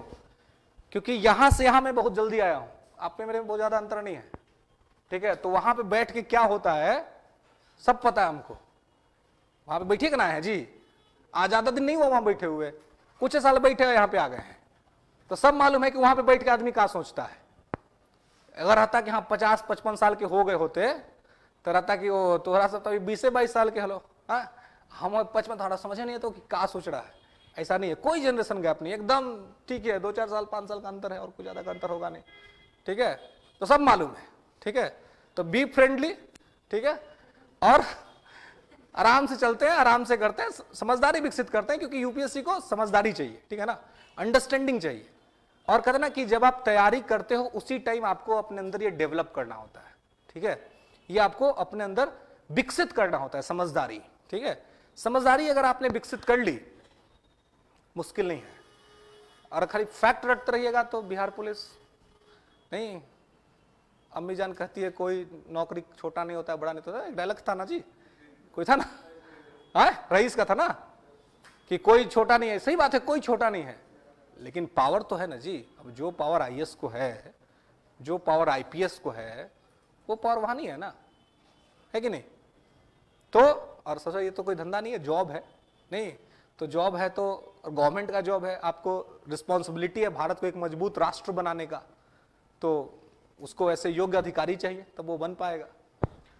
तो 395 जो है, ये आर्टिकल में एक बात लिखा हुआ था, लास्ट आर्टिकल, फंडामेंटल कॉन्स्टिट्यूशन का लास्ट आर्टिकल। 2 आर्टिकल ध्यान रखिएगा, सेकेंड लास्ट और लास्ट। लास्ट आर्टिकल में लिखा था कि संविधान लागू होते ही ये गवर्नमेंट ऑफ इंडिया एक्ट 1947 और 1935 का एक्ट से रूल खत्म हो जाएगा, और रूल किससे होगा, संविधान के मुताबिक होगा। तो उसी एक्ट में ना लिखा था जी कि भारत और पाकिस्तान डोमिनियन है, हमने संविधान में यह लिख दिया कि जिस दिन लागू हो जाएगा यह व्यवस्था खत्म, कानून में खत्म, तो कानून खत्म तो डोमिनियन खत्म, समझ रहे ना। संविधान लागू हुआ, इंडिया इंडिपेंडेंस एक्ट 1947 का प्रभाव खत्म हो गया, रिपील, इंग्लिश में एक वर्ड आता है रिपील, वापस ले लेना, वापस हो गया, खत्म हो गया, ठीक है। तो जैसे ही वो खत्म हुआ, भारत अब कंप्लीट आजाद हो गया, और अब आजादी नहीं हुआ भारत, रिपब्लिक हो गया। अब रिपब्लिक क्यों हुआ जी,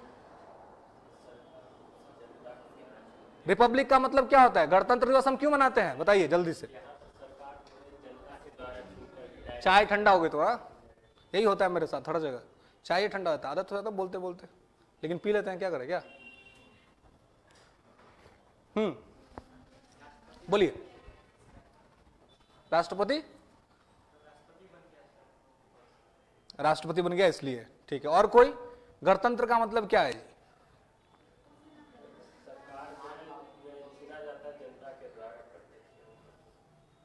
अच्छा ठीक है। और हाँ बोलिए, कॉन्फिडेंस में रहिए, हाँ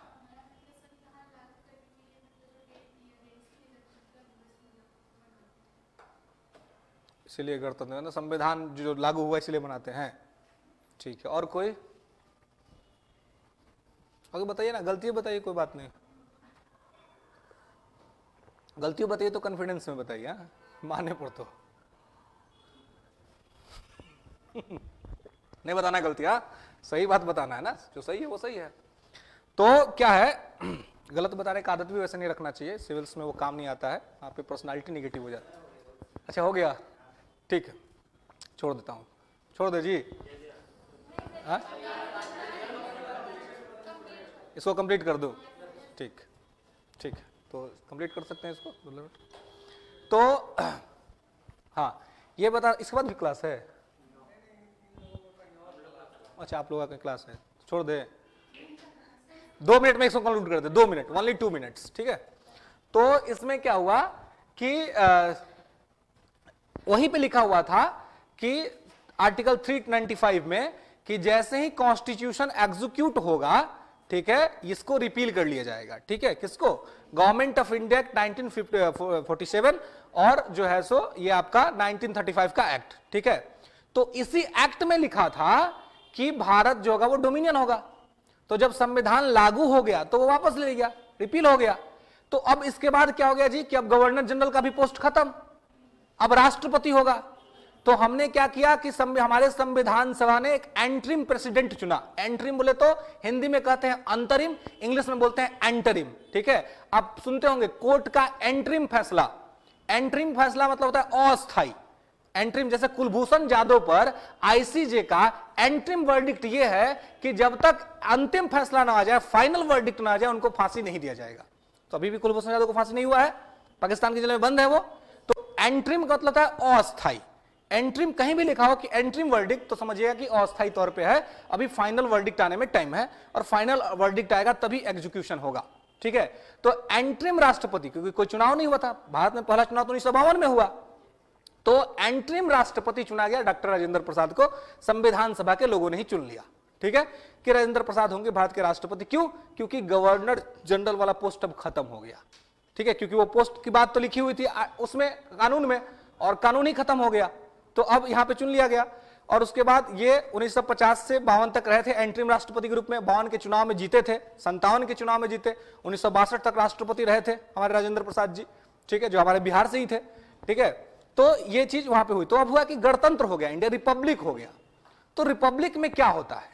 तो रिपब्लिक का सबसे बड़ा करेक्टर होता है, सबसे बड़ी बात होती है, जो एक लाइन है उसको एकदम ध्यान रखिएगा, कि जहां भी गणतंत्र होगा, रिपब्लिक होगा, उसका एक परिभाषा ये होता है सामान्य तौर पे कि रिपब्लिक में राज्य का सर्वोच्च पद, राज्य का सर्वोच्च पद, एपेक्स पोस्ट ऑफ स्टेट, ठीक है, राज्य का सर्वोच्च पद जनता के द्वारा बाय द पीपल इलेक्टेड, ठीक है, elected by the people directly और इनडायरेक्टली, ठीक है, मतलब कि वो प्रत्यक्ष अथवा अप्रत्यक्ष रूप से राज्य का सबसे बड़ा पद जनता के द्वारा चुना जाएगा, ठीक है। तो हमारे राज्य का प्रमुख कौन है जी? राष्ट्रपति, ठीक है। प्रधानमंत्री क्या है? सरकार का प्रमुख है। तो सरकार की प्रमुख की बात यहां नहीं हो रही, यहां राज्य के प्रमुख की बात हो रही है कि राज्य के प्रमुख का पद जनता के द्वारा डायरेक्टली और इनडायरेक्टली अगर इलेक्टेड है तो वो देश जो है वो रिपब्लिक है। तो उसके बाद से हमारे यहां आज तक राष्ट्रपति का क्या होता है जी? चुनाव होता है। इसलिए हमारा देश रिपब्लिक देश है, ठीक है। ब्रिटेन रिपब्लिक है कि नहीं है जी? नहीं है। हाँ, वहां पे राजशाही आज भी है, ठीक है। तो वहां का राजा चुना नहीं जाता है, ठीक है, वहां राजा वंशानुगत है, ठीक है। इसलिए वो एक रिपब्लिक कंट्री नहीं है, लेकिन वो डेमोक्रेसी है। डेमोक्रेसी उसके यहां भी है, डेमोक्रेसी हमारे यहां भी है। तो डेमोक्रेसी का मतलब क्या जी? लोकतंत्र। तो जो लोकतंत्र है, लोकतंत्र क्या है? लोकतंत्र शासन की एक विचारधारा है, आइडियोलॉजी ऑफ रूल, ठीक है ना। It is not a system of rule. ये पद्धति नहीं है शासन का, ये क्या है? आइडियोलॉजी है, विचार है कि जनता का, जनता के लिए, जनता के द्वारा। लिंकन साहब कह के गए, ठीक है। हम कह सकते हैं जनता का द्वारा, सीधे बात ही खत्म। या जनता का प्रतिनिधि जहां शासन करेगा वो सामान्य तौर पे लोकतंत्र है, ठीक है। लेकिन लोकतंत्र होते हुए ब्रिटेन क्या है? राजतंत्र के साथ है। ब्रिटेन को कॉन्स्टिट्यूशनल मोनार्की कहते हैं। तो इसको आगे समझने का प्रयास करेंगे कि इसमें क्या डिफरेंस होता है, वो कॉन्स्टिट्यूशनल मोनार्की कैसे, हम लोग रिपब्लिक कैसे है, ठीक है। यहां तक समझ में आई सारी बात? किसी को कोई प्रॉब्लम नहीं हुआ? ऐसा कोई बात जो किसी को समझ में नहीं आया?